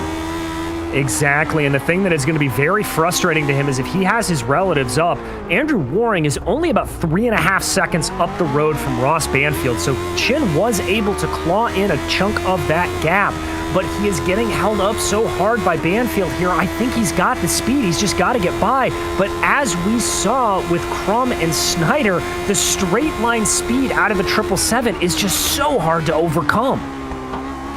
This is just one of those welcome to Formula One moments where you have to figure out how to get past a car that's on a different strategy with a different setup where they have strengths where you have weaknesses and vice versa.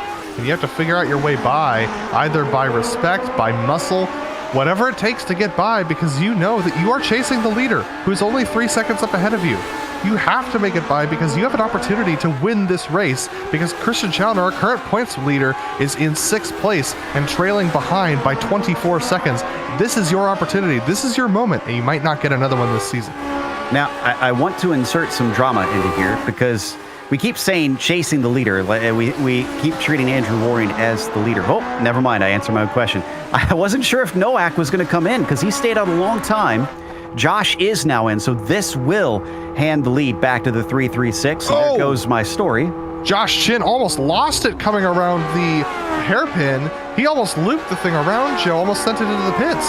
This would be good for an onboard, as the 93 really had to hold on to it. Let's watch the hands. Great stuff. Smooth recovery.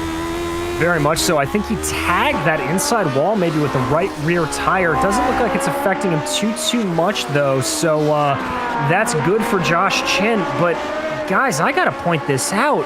Banfield's catching Andrew Waring. The gap is down to 2.6 seconds. It's dropped by about 3 to 4 tenths of a second over the past lap and a half. But Ross has not been into pit lane, and we saw him clatter the wall at one point, did we not? We did. We sure did. We saw him clatter the wall on the exit of, actually, it was coming up to this back straightaway. But that being said, he has less fuel in the car, and if you've got that car set up to operate well under low fuel conditions towards the end of the race, you are going to be faster when you have the low fuel conditions. So the question is how long does Banfield stay out? Is he going to the end of the race? That might be interesting, especially because it's possible that if Banfield is going to the end of the race and he's got this pace on Andrew Waring, if he can get past him before Waring burns off the fuel and gets fast himself, this could be very interesting. He chopped another half a second off of Banfield this lap and put a second onto Josh Chin. Incredible. Well, this is not what I was expecting. Ross coming up from 7th on the grid to where he sits now. And a realistic shot, we still have 32 laps to go in this race, but at least at this stage, the 777 is certainly one we're keeping an eye on. I see a couple more taking stops, including the 68 of McGreevy. So now that he's in, the best battle on track, frankly, is this fight for P2. The only other one that is somewhat close is between Espedy and Snyder, but they're almost a full second apart from one another. Let's watch, see if this is better off the hairpin. Yeah, that looks a little bit more traditional. Actually, Isaac Snyder almost hit the tire barrier coming through turn 1, the left-hander. It was a really near thing. He just lost about half a second to Austin Espedy, and that had to be a moment where you watched your race flash before your eyes. Let's watch the replay, yeah, because this onboard is going to be interesting. I think he took a little too much curb. Here it is. Yep. Oh, that's so close. I think if that was me, I'd be out of this race right now. But Snyder clearly still pretty skilled as he remains in the top 10. Liam Quinn now takes a stop. Now, this is fascinating. I would have thought that if we saw split strategies, that most of the drivers would cut it perfectly in half. But we're seeing a number of them go rather late. And this is not a case of, well, this is as long as the fuel can go. This because the fuel can go for the entire length of this event. That was strictly for tires, it seems. Yeah, no fast repair on that car, so either the sim just having a little bit of a glitch that it's not recognizing that left front wing has a little bit of damage on it, or whatever it is. But yeah, Joe, I agree with you. My gut instinct would be to do that unless you've got some sort of setup that you just know that if you refuel with about 30 laps, put about 30 laps of fuel into it, that second stint, you're just going to be unstoppable. Looks like Warling managed to get into 15th ahead of Barnes. Barnes is one of those that has not stopped yet, and Warling has. Is this with the help of some traffic here? Well, that's Barnes in front of him. He was already letting a lapping car go through. And I'm not sure if he just decided not to fight it or if he mistook Warling for another lapping car. Very easy to do, especially after you've been in the car for this long. Some of these, I mean, this is a pretty decently long race right now. So we look at the battle once again between Banfield and Joshua Chin, and they're about, closing in on 2/3 of the way through this race. This is Wayne Hutchison in the orange car up ahead of these guys. Banfield's going to grab some draft off of Wayne. I would expect Joshua to lose, probably 2 to 3 tenths just on the straightaway alone with that straight line speed that Banfield has. That lets one of them go by. So Banfield now has a buffer between them. And Hutchison is aware.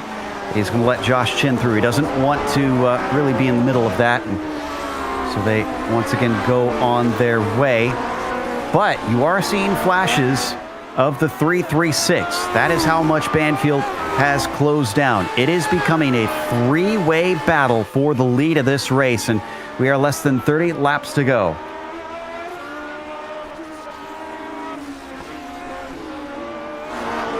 I think we're going to have a pass for 13th. Yes, indeed. I think Halleck just overtaken by his teammate Mark Stevenson.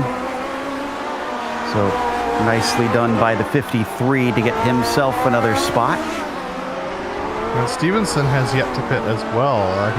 He has 46 laps on that car, so he did take a pit stop early for damage, but I don't believe he took fuel or tires. So he will. He's a little bit out of position right now, still on a recovery drive.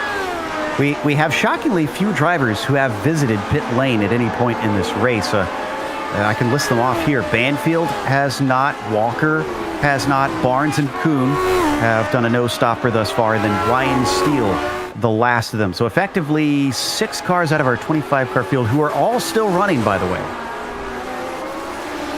Yeah, it really seems like that pit stop strategy is favored by most of the field, and it's just sort of the gutsy few who are deciding to go here, maybe on a one-stop or a splash and dash. So we watch Andrew Waring, who has led a good portion of this race. At one point, though, he was much farther ahead before the pit stops, and now things have really come together. Mostly for the 777, who you keep seeing behind him on our camera shots. There he is again, down heading into the parking lot, and then the hairpin, the final turn on this circuit, which leads you onto the front stretch. This is just about where we left it in terms of temperatures. Have not swung once again. It's still about 100 degrees Fahrenheit on the surface. I'm sure the drivers would appreciate it if it would stay put for a while. I'm sure they would too, Joe, but it's one of the things that does make Long Beach so special to drive is that you have to be constantly getting updates on what the track is doing, how warm or cool it is to make sure you are getting the most out of the car. As as all this is going on, one thing that we need to mention is that this race, as every race does in the majors, has a charity that they're raising money for. This one this week is Fight Colorectal Cancer, as we have a link in the description below if you would like to help donate or see how you can get involved. The drivers essentially get one chance to qualify. If they want to try again, they can put some money in the jar. That gets them a shot. That money goes towards the charity of that round. Again, that is Fight Colorectal Cancer. Colorectal Cancer. Why is that so hard to say on air? I had it nailed before we came live, Adam. It's such a challenge. It's one of the more challenging cancer names to name, but it's a really, really an awesome cause that we get to support here. Andrew Waring actually getting held up a little bit by David Hall, and this is going to be Ross Banfield very held up by David Hall as they go through the fountain section. That's a huge chunk of time that Banfield just lost because Hall ended up holding him up through the fountain section, and now Joshua Chin getting held up as well. Whew. That really spaced everyone out.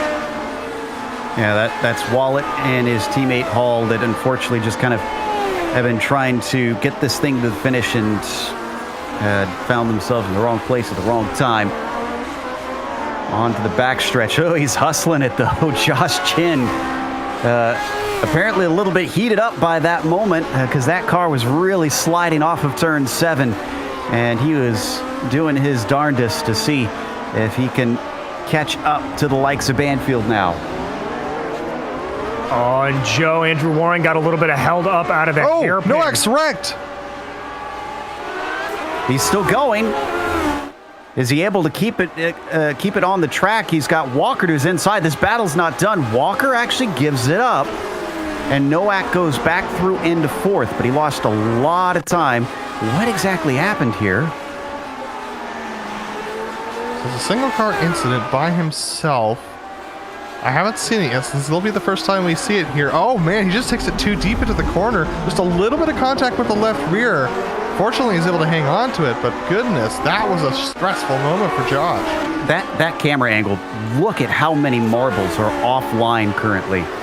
This is a very long race without any chance for sweepers to get out there since there are no full course cautions. And there you can see it there as well. If we just watch on the outside of these corners, just off the racing line. Any driver who finds themselves trying to overtake a lapped car and not be able to take the racing line, they're going to find themselves incredibly vulnerable picking up all that gunk. And it's one of the things that really does develop on a lot of these street circuits that aren't really designed with marbles in mind. On a lot of other circuits, you sort of have deliberate crowning of the track to try to get those marbles to break away, but they just develop like dandelions off track here. And so drivers are going to have to be careful of that as they go in. And I think what it's going to really affect is watch out for some of these lapped cars who try to be Mr. Nice Guy, get off into the side, and then they're going to be off into the gray and into the wall. Yeah, that's a good point, too. And that can cause problems for drivers behind. Last thing you want is to have somebody wreck in front of you and be needlessly caught up in that. But so far, so good. We're going to check in on the battle for 8th once again. Snyder now behind Espedy. He had a hard time making it overtake last time we were watching him as he comes up on the kinetic car, and Espedy struggling to get the throttle down smoothly. Here we go. Snyder's got the slipstream, and Espedy's not covering the inside so far. Does he stay off to the right? He's just off the racing line as they come down to the braking zone, pokes his nose out, and Isaac is late on it. He makes the corner. That's going to get him P8. Oh, that was so close. Isaac almost missed it, but I mean, that's the kind of margins you have to run with in order to make a pass around here at Long Beach, especially if you don't have any sort of straight line speed advantage. I think it was just the draft that allowed Isaac to be able to make that move. But up for the lead, Banfield has closed within a second of Waring. This is pretty much the closest anybody has been to Waring since the start of this race. We haven't seen how the 336 handles a challenge, so this is going to be unknown territory for us. Will it be a new experience for him?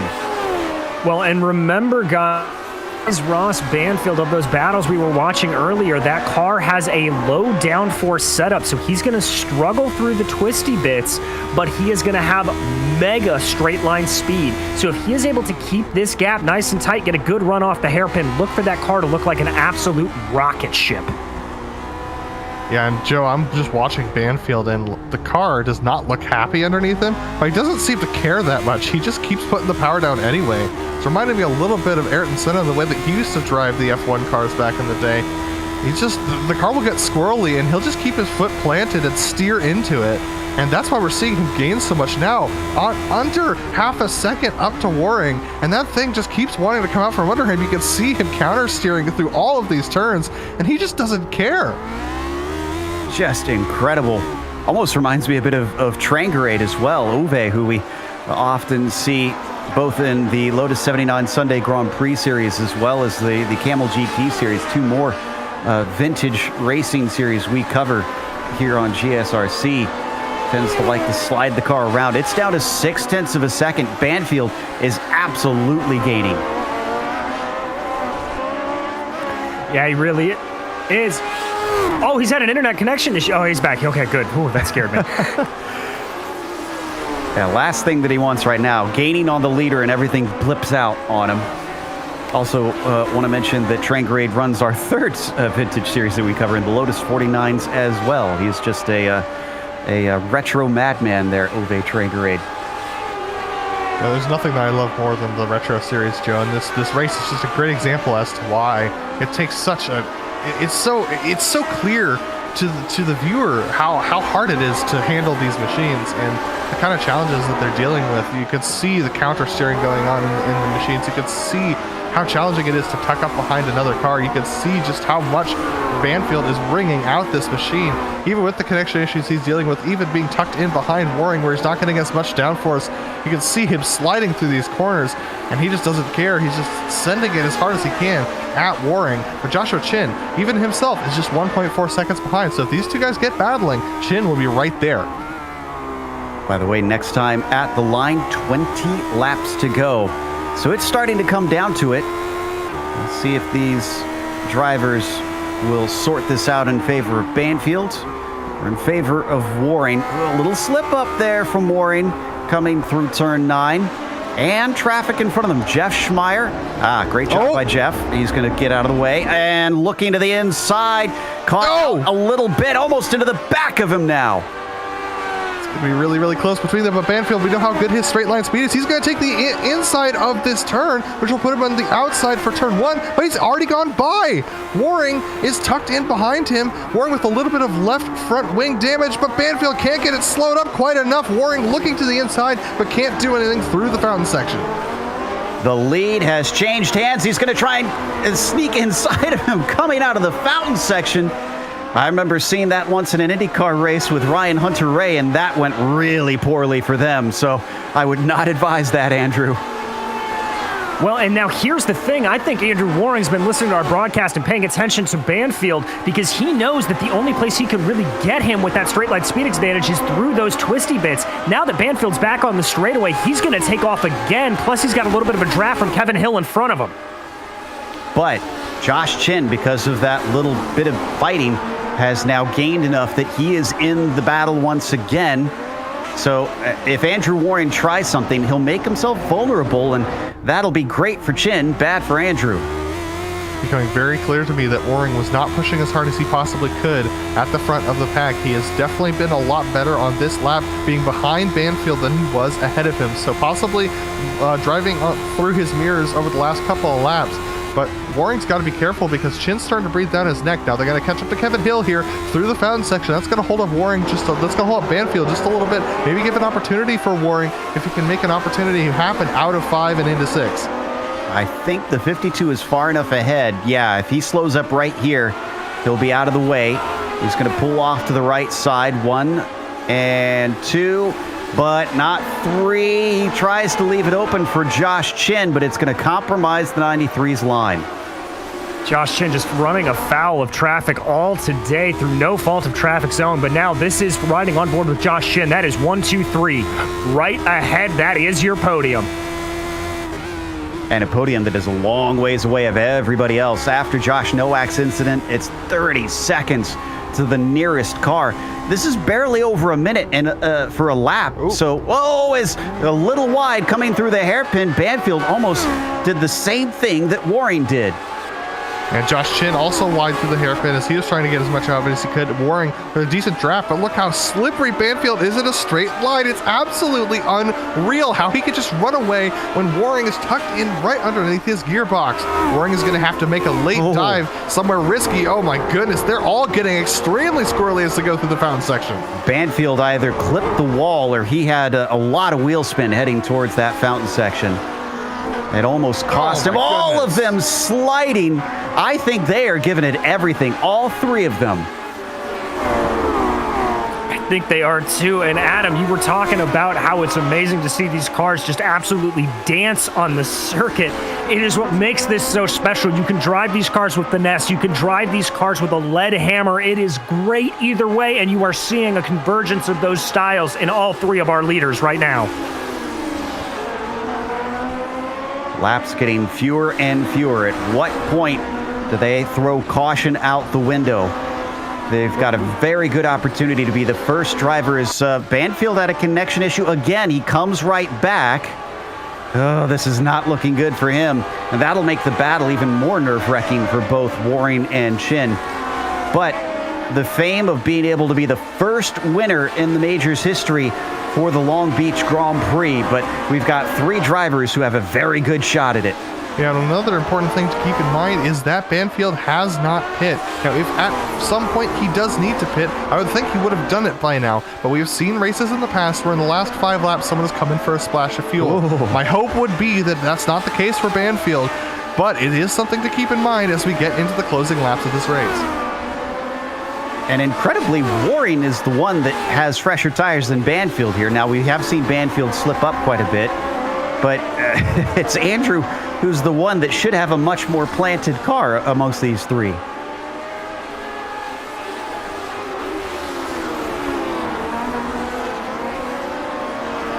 Got a little bit of a potential pass coming for 5th place.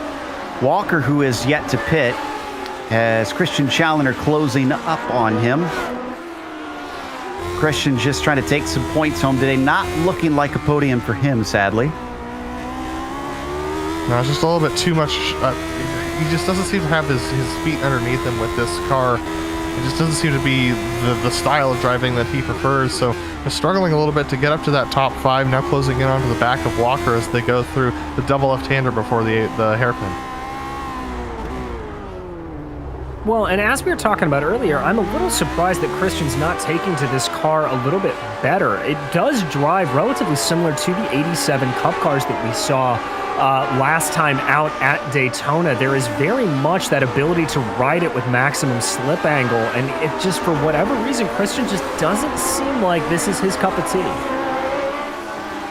Well, I mean, DJ, the difference between a smooth Daytona trying to get the slip angle and a bumpy street course can be very challenging for any driver to tackle. I remember driving around here back when this used to be a tech track in the Audi 90 GTO, and it was a struggle just to try and find the maximum grip around here even at that point. So I can totally understand where the differences come from, because I felt weaker here than I did at other tracks. That's a very good point, Adam. I hadn't really considered the abrasion of the track necessarily. Maybe we'll throw Christian out on a nice smooth Silverstone and see if that changes things up. We didn't see it on screen, but Steve Driscoll just went off on that same corner that we watched the leaders plow through.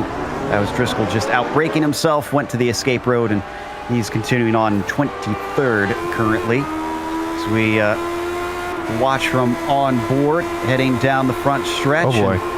Chasing. Uh-oh, yeah, this is going to get interesting. A little bit of 3 wide, but they should be able to be fine through there. And Challenger's going to try and outbrake Walker into turn 1. Going to be able to get it done. Walker lets him through.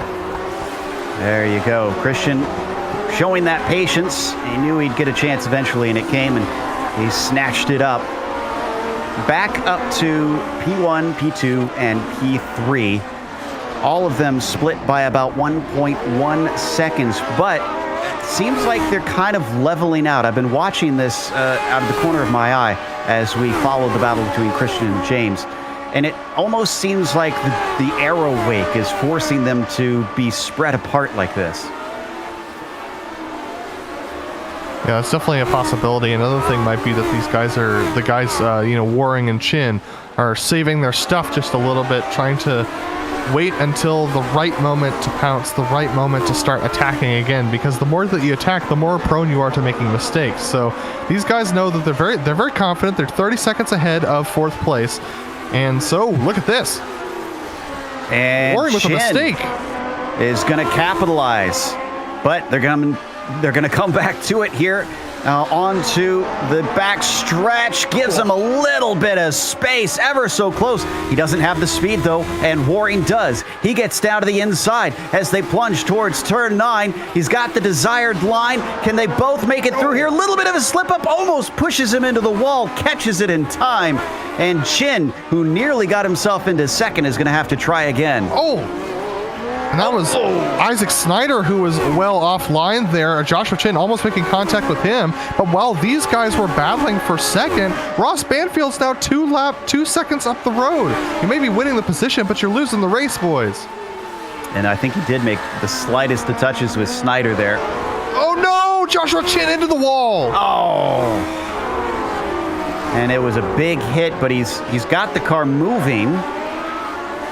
See if we can figure out just how bad of a hit it was as we take a look at the replay. Out of turn 1, he's got a lot of speed. He's lost the back end a little bit coming into the corner. Yeah, you could see it. He was already counter-steering before he even hit that apex. And yeah, he's got some rear wing damage. I don't think he's going to be as quick as he was.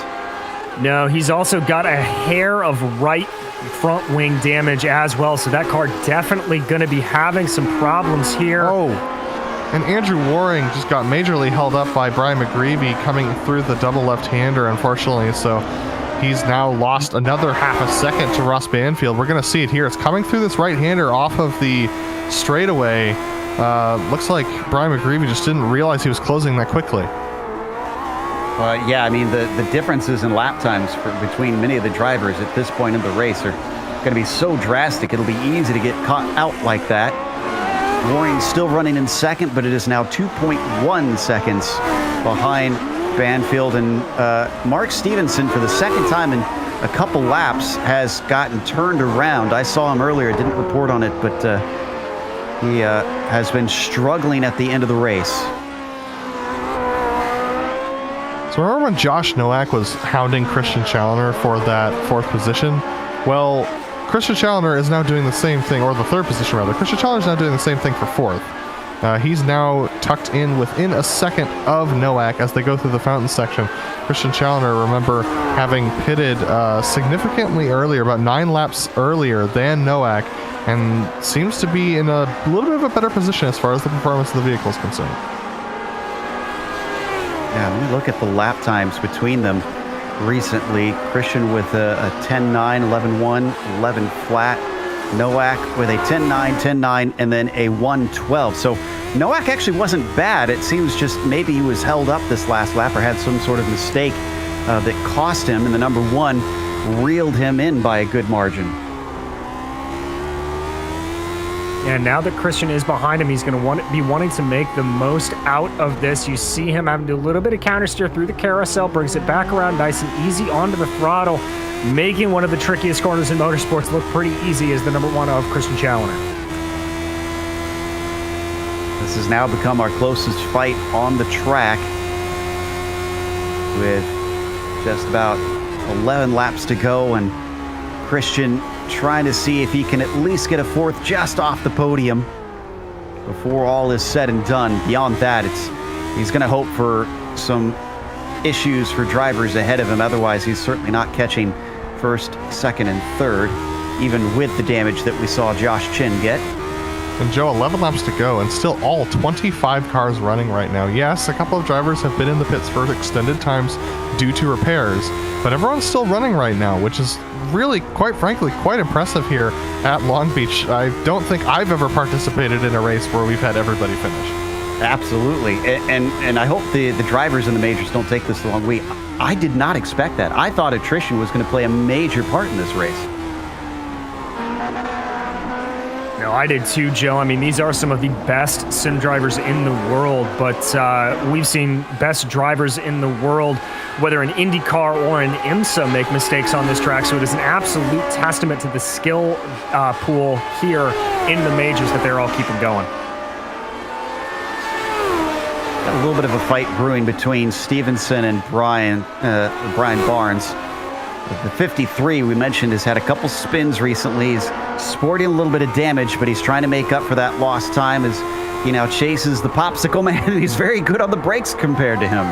Yeah, Stevenson has some good raw pace, but the consistency's not there, unfortunately. Brian Barnes, I think he's wrestling with a little bit of damage himself. Stevenson thinks about going up the inside, thinks better of it, stays in line with Barnes. He's going to try something probably a little bit more. Oh my goodness, he's going around. Again, unfortunately. Another problem. A light tap on the wall. Now, he did hit the corner. Rear wing damage for that thing, Joe. I'm curious to see how it handles, though. It looks like it's driving decently straight. The car itself is not straight, but it's driving straight, and that's the important thing.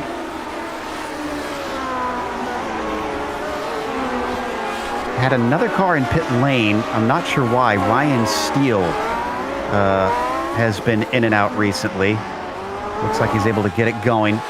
Checking back in on our leader, Andrew Waring has not been able to regain the time that he lost. So that fight may have wound up being a critical moment in this race. If he hadn't have squabbled with the 93, could he have stayed close enough to Banfield to maybe try and challenge for the victory? Yeah, DJ, that was always my fear when those two guys started to squabble between each other when they were going through, 6, 7, and 8. I was worried that they were going to lose track of Banfield. It looks like that's come true.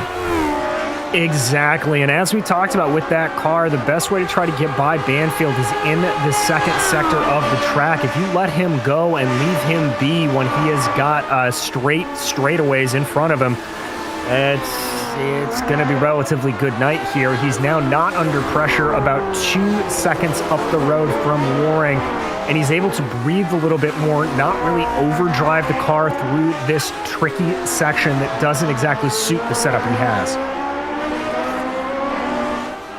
I was double checking to see what this is going to do on the team's championship, because I was shocked to see that in the pro that Unorthodox does not have a presence. They've been so good in recent seasons. I would have thought that they'd been a little bit higher up. We're checking in on Challoner in the meantime, who is now right on the back of Nowak. Yeah, Nowak actually getting loose through turn 1, is able to save it, but he almost spun that thing around, and it almost ended up in the water of the fountain, which I've seen a couple times in iRacing. It's quite an amusing sight, but Challoner, look at this. Once Nowak gets the thing under him, though, he seems to run away through this twisty section, especially this first sector of the course. When we get into the second sector, is where Christian starts to claw his way back, and especially this particular turn here on the back straightaway, seems like Challoner gets a little bit of a better run than Nowak most laps. This time, Nowak, though, starting to run away. He was so close and yet so far away, down to 7 laps to go. He's going to have to make something stick soon. Now, I thought for sure that Josh Chen was going to fall back slowly and be collected up by Nowak. Maybe not past, and he barely caught the car just now. Commentator's curse, I'm afraid, because I was going to say that Chen was catching Waring, and that all went away. And this is that opposite, this is the corner that falls away from you. This is the one I always struggle with the most, especially in the pushing Audi. When that crown falls away, he was already loose before he got there. It's a miracle he didn't lose that thing completely and hit the wall, Joe. So clearly the car's still struggling a bit. I'm sure the damage is not helping.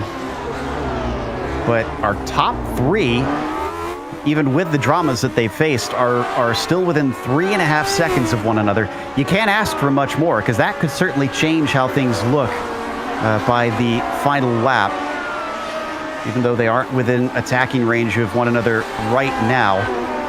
At least we're getting a question mark coming down to the checkered flags. Still unsure of who is going to come away with the victory. We certainly are. Banfield here, he's got to be making sure he is good and hitting his fuel numbers. That's one that he's going to have to keep in mind of. Christian Challoner, though, good run off the edge. He's side by side with Nowak. But he's going to be on the outside coming down into the first corner.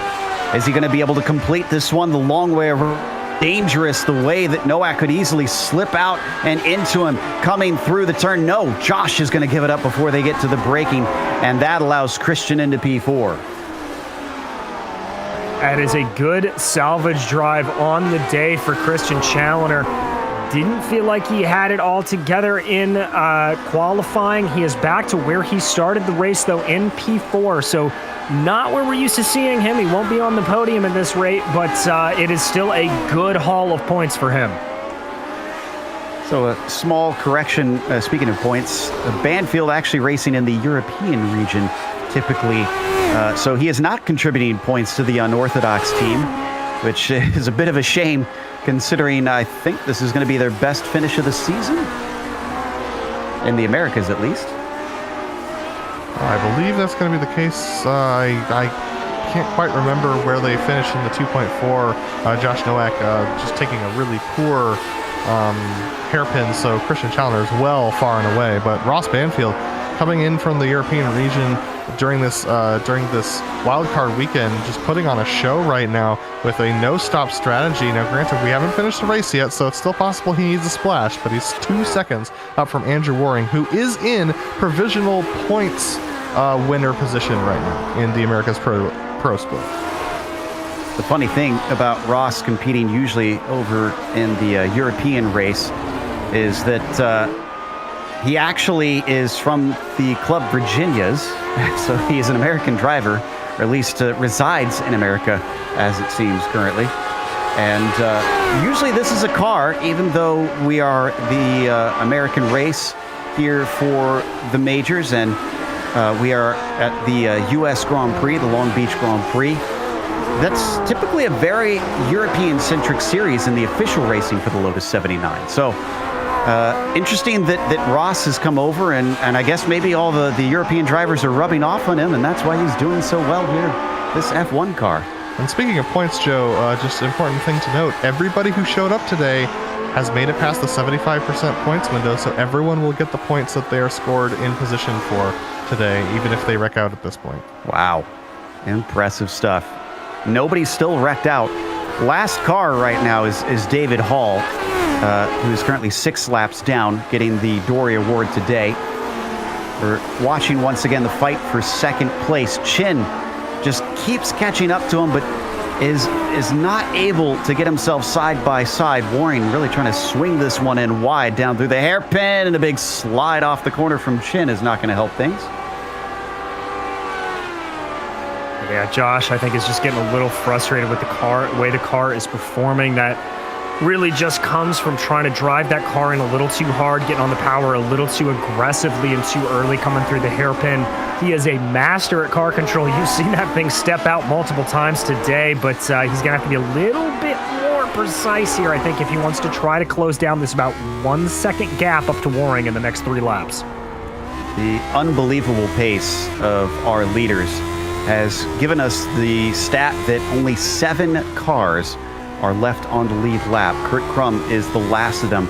I don't think Banfield is close enough that he'll be able to lap him before all is said and done. Watching from onboard Chin, we're going to be 2 to go next time by. Chin is not giving up at this chance at second place, still hustling this thing around every corner. Absolutely, and with only 7 cars in the lead lap, it really does feel like a Grand Prix, doesn't it, Joe?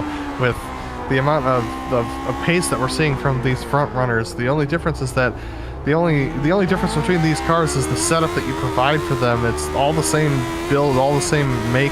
So Joshua Chin putting some serious pressure on Waring. He's closed it down to about half a second, but 2 laps to go. It's going to be hard to get by. Well, the difference is the setup and the operator behind the wheel. And these are smooth operators if I've ever seen them. The driver Chin in the 93 within half a second of Andrew Waring. Can he get within striking range?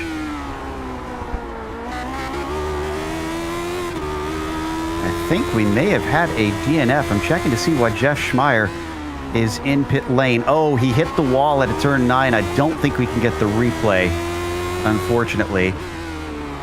Must have damaged the gearbox because it wasn't a huge hit, but he is currently getting service from his team.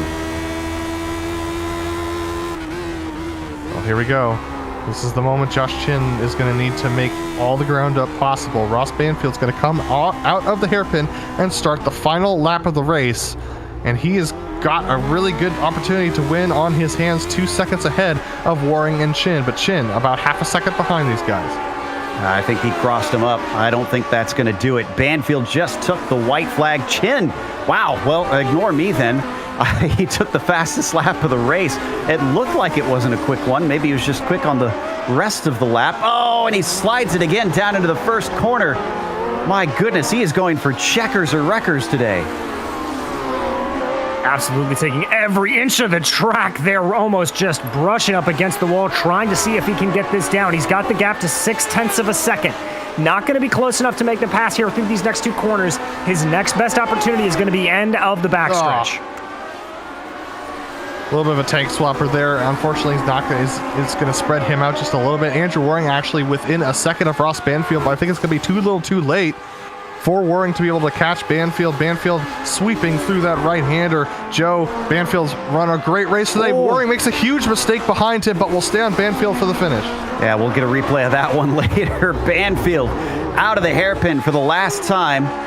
And coming down to it, victory in the first Grand Prix of Long Beach in the majors goes to Ross Banfield. And it was close coming off the corner in the background. You could see both Waring and Chin spinning up the tires, but Waring takes second and Chin in third.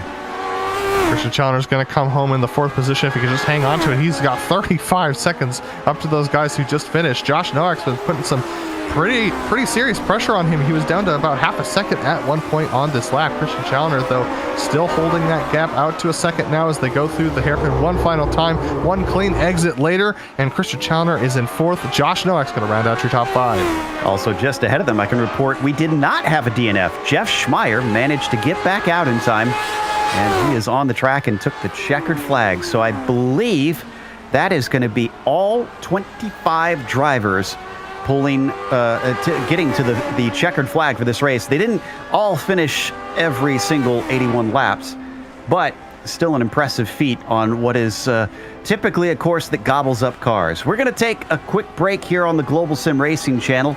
We'll come back with the unofficial results as well as driver interviews, so stick around.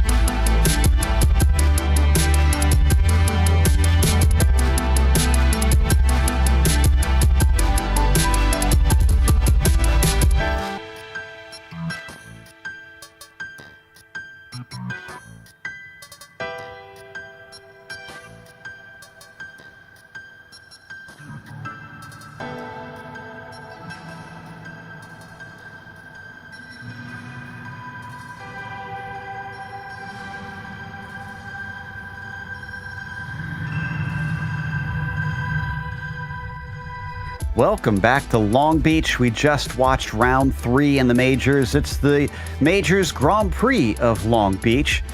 And it was Ross Banfield who came in and took the victory from 7th on the grid. We even said during the break, we were all kind of shocked. Did not expect him to be one of those to watch out for. It was Andrew Waring.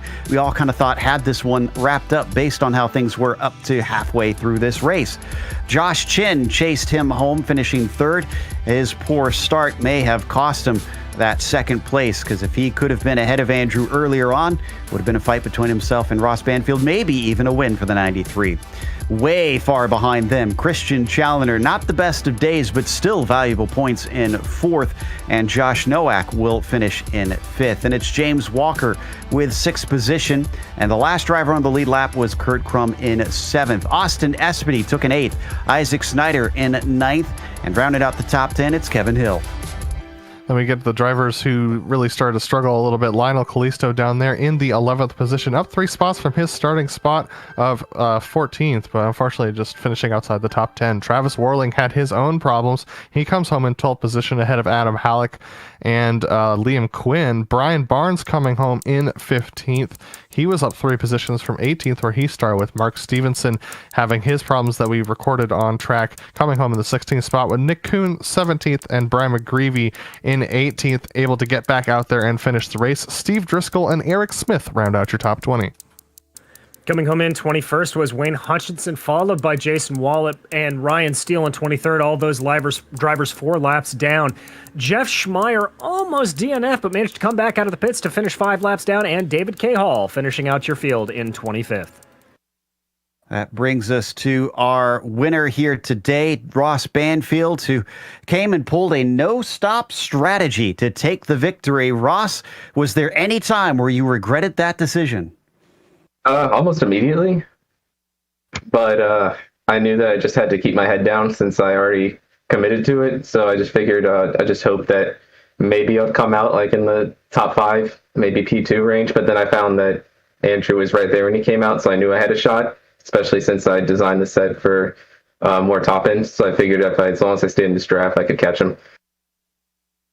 Now, how much experience did you have with this car before today's race? Because you looked, I wouldn't say comfortable. You certainly had some scary moments sliding that thing around, but obviously you've got speed. To be honest, the last time I touched this car was when we ran it in the majors almost 3 years ago. So it's been a while. Just had to shake the rust off. I just made a set that I was really comfortable with. That was pretty much it. Just had to trust the car, kind of let the car drive you instead of driving it. Well, in the end, you managed to be in the lead and take it home clean. If anybody wanted to try this car, I mean, what's your advice to them? Because obviously it's a bit niche and it's got its devoted fans on the service. Yeah, the hardest thing with this car is just because it has the ground effect and it's so strong and the wings are so inefficient that you can kind of compensate with high wings, but then you lose your top end. So the real secret is just to find the right height where the car doesn't bottom out at high speed, so you can keep that ground effect and the speed. Interesting theory. All right. Well, Ross, thank you for the advice and thank you for the entertainment. Congratulations on the win today. Thanks. As Ross Banfield, unorthodox driver, taking the win in the Americas region for the Grand Prix of Long Beach. And then up next, I believe we've got second Andrew Waring, as Adam has caught up with him. Yeah, Andrew, a fantastic race today. You know, you led from the get-go, but just ended up getting passed by Ross Banfield in a close battle with Joshua Chin towards the end. Talk us through your race. Yeah, pretty early on, we decided as a team that one stop would be good. As long as you were able to qualify out front and run in clean air, which I fortunately was able to do. Was pretty concerned with Christian and Josh Nowak, I believe is. I thought they were going to be the first two on the no stop, so me and Josh Chin were pushing pretty hard. And then when we pitted, I didn't see Christian at all. I believe he pitted or had some issues, but Ross came out of nowhere. Personally, I don't understand how he was able to do 81 laps on a single set of tires and still be that fast. And he definitely had a different aerodynamic setup strategy than I did. I think he was about 5/10 faster than me on the straightaway, and then it was just tough trying to reel him in at the end there. For sure, we saw a lot of other people struggling to reel him in over the course of the race as well. But talk to me about that battle you had with Joshua Chin with about 5 to go. It looked like you guys were starting to close up to Banfield and possibly make an attempt to pass, but then you made a little bit of a mistake and Joshua went after you. And you guys were battling side by side for about half a lap. Do you think that made the difference between whether or not you could catch Ross, or do you think that he was going to be able to run away anyway? I definitely think Josh did the right thing, kind of pouncing on that mistake I had coming out of the corner. But when he got by me there, I noticed that he had some rear wing damage, and I pretty much made the decision that if I let him stay in front of me and try and chase Ross down, that's pretty much going to be it, because I don't think he would have had the straight line speed. So I knew I had to get past him. Honestly, it was pretty clean. It was close, but it was clean. I raced him, I think, as hard as he raced me. It was really fun, and no contact, no X's. So hopefully it was okay with him, but I had a great time with it. Absolutely, and a fantastic points day for you and your team, Evolve Sim Sports. And with everybody finishing this race, there's going to be a lot of points being doled out. And with it so close in the team championship, especially, what are your hopes going for the rest of the season for you guys? I think as a team, we need to kind of get to a little bit more on top of the oval stuff. But personally, great win on Ross. Not to take anything away from him, but at the same time, coming first in Americas, because the European driver doesn't score any points for us. It's a big day for us. Forge had some bad luck today, and I'm not sure about Kinetic. I haven't seen the results, but going forward, we just really need to attack the oval stuff. I think we have road pretty down, and we'll see what goes on. We got a great group of guys behind us and some good sponsors that are, giving us the opportunity to purchase a lot of server time and setups from the majors garage if we need be. So it's really, really looking good for this team. Definitely great to see you guys out there, and congrats on the points win today. And Andrew, is there anyone you want to thank before we let you go? I just want to thank the majors, as always. GSRC, you guys, I'm sure, do a fantastic job. I can't wait to watch it back. And then our sponsors, Tranco Core Winding Machines and Direct Innovations. They keep the lights on, or whatever you want to imagine we work out of. But it's this major series has just been fantastic so far, and I hope it goes the same way for the rest of the year. Well, thanks for talking to us. That was Andrew Waring, who finished second on the track and first in the points. And next up, we have Josh Chin, who's talking with DJ Clark. Well, Josh, a bit of a bad start caught you out on the back foot to start it off, but you just fought your way through the field and seemed like you were involved in almost every scrap out on the track. How was it out there? Oh, it was entertaining. That start was really bad. I didn't realize until probably 15 minutes before that it was going to be a standing start. So I did my one practice start, and I thought I was going to be okay, and went to the race and messed it up, fell back. Thankfully, Josh and Christian both kind of let me go up through there and go chase down Andrew as much as possible. Obviously, didn't quite get there in the end, had a shot, and had a nice little side-by-side battle with him. I was a little mad at first because I thought at the end of the backstretch he had kind of Rosberged me, but I see that he bounced off the curb and just kind of was going into my path because of it. Nothing he could really do with that. So glad we didn't wreck doing that.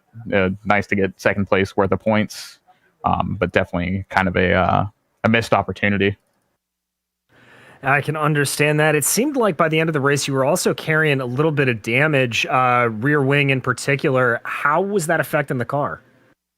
I didn't even notice the rear wing damage. I never saw the car contact or anything from it.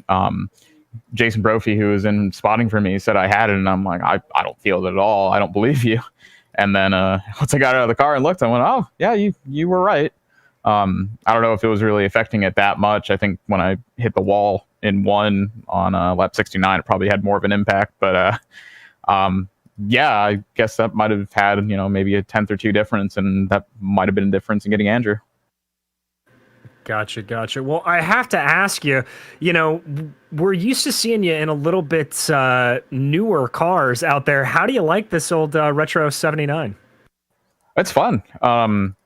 It's really unique because you have to run the car so low, and you don't really have a lot of roll or pitch control like you would with a modern car. So you're kind of scraping the floor a lot, especially at the final sector. When you're braking, you're just scraping the bottom of the car all the way through, and it's different, but it's fun. A lot more throttle control is involved. especially the last lap. I got that wrong when I was trying to race with Andrew and get him. I tried doing a big crossover and floored it like I would maybe the Indy Pro or something like that, and I definitely did get it right. Yeah, you both just sort of almost did a perfect little pirouette ballet there coming out of the hairpin. It was a nice little bit of synchronized driving. Yeah, I was hoping to get him. I probably left it too far out. I didn't think he was gonna cut it as close as he did. So rookie mistake for majors, I guess. Well, I would say second in the points is still a good day regardless. And it's always good to see you out there, Josh. Anybody you'd like to thank before we let you go tonight? Big thanks to everyone at Kinetic Racing for helping. Had a good base setup. Did a little bit of work this week with the guys, and we had a solid pace. Unfortunately, Christian and Josh picked up some damage with mid-race and couldn't really get up there. And Austin and Liam didn't quite have the finishes they should have. And some of our guys were in the second split, barely missed out. I know Lyndon was down there, Daniel and Rob. So hopefully get more of them up in the top split for the tour mods at New Hampshire and keep climbing the team points. Well, we'll be watching for you, Josh. I know New Hampshire's definitely circled on our list, and congratulations again on third overall. Thank you, guys. That was third place finisher Josh Chin. And that's actually going to wrap us up here for our coverage of the Majors Grand Prix of Long Beach. And of course, before we go, we want to make mention again of the charity that if you feel like helping out, check out the link in the description below. That is Fight Colorectal Cancer. Nailed it that time. Thanks to the companies that provide the software and hardware for our broadcast listed here on your screen. And additional thanks go to June Lalonde, who provides our wonderful music. There's her Bandcamp there, listed at the bottom if you want to find more of her awesome work. Thanks to the team today, Adam, DJ, Sean, and Dougie. If you'd like to find out more about GSRC, including upcoming races, you can find it at globalsimracingchannel.com, or you can check out our social media, which includes Twitter at GSR Channel, Facebook at Global Sim Racing Channel, Instagram at GSRC_Graham. If you'd like to support us, check out our merchandise store. It's simply gsrc.storenv.com. We also keep a link for that in the description below. As we mentioned, next race is going to be the Musket 250. It's Tour Modifieds at New Hampshire Motor Speedway. That'll be Sunday, April 11th at 8 p.m. Eastern. So don't miss that one. It's been a while since we've been back to there for the majors. We have upcoming races for other series listed on the screen, so check those out and mark them down on your calendar. However, until next time, race clean, race hard. We'll see you on the track.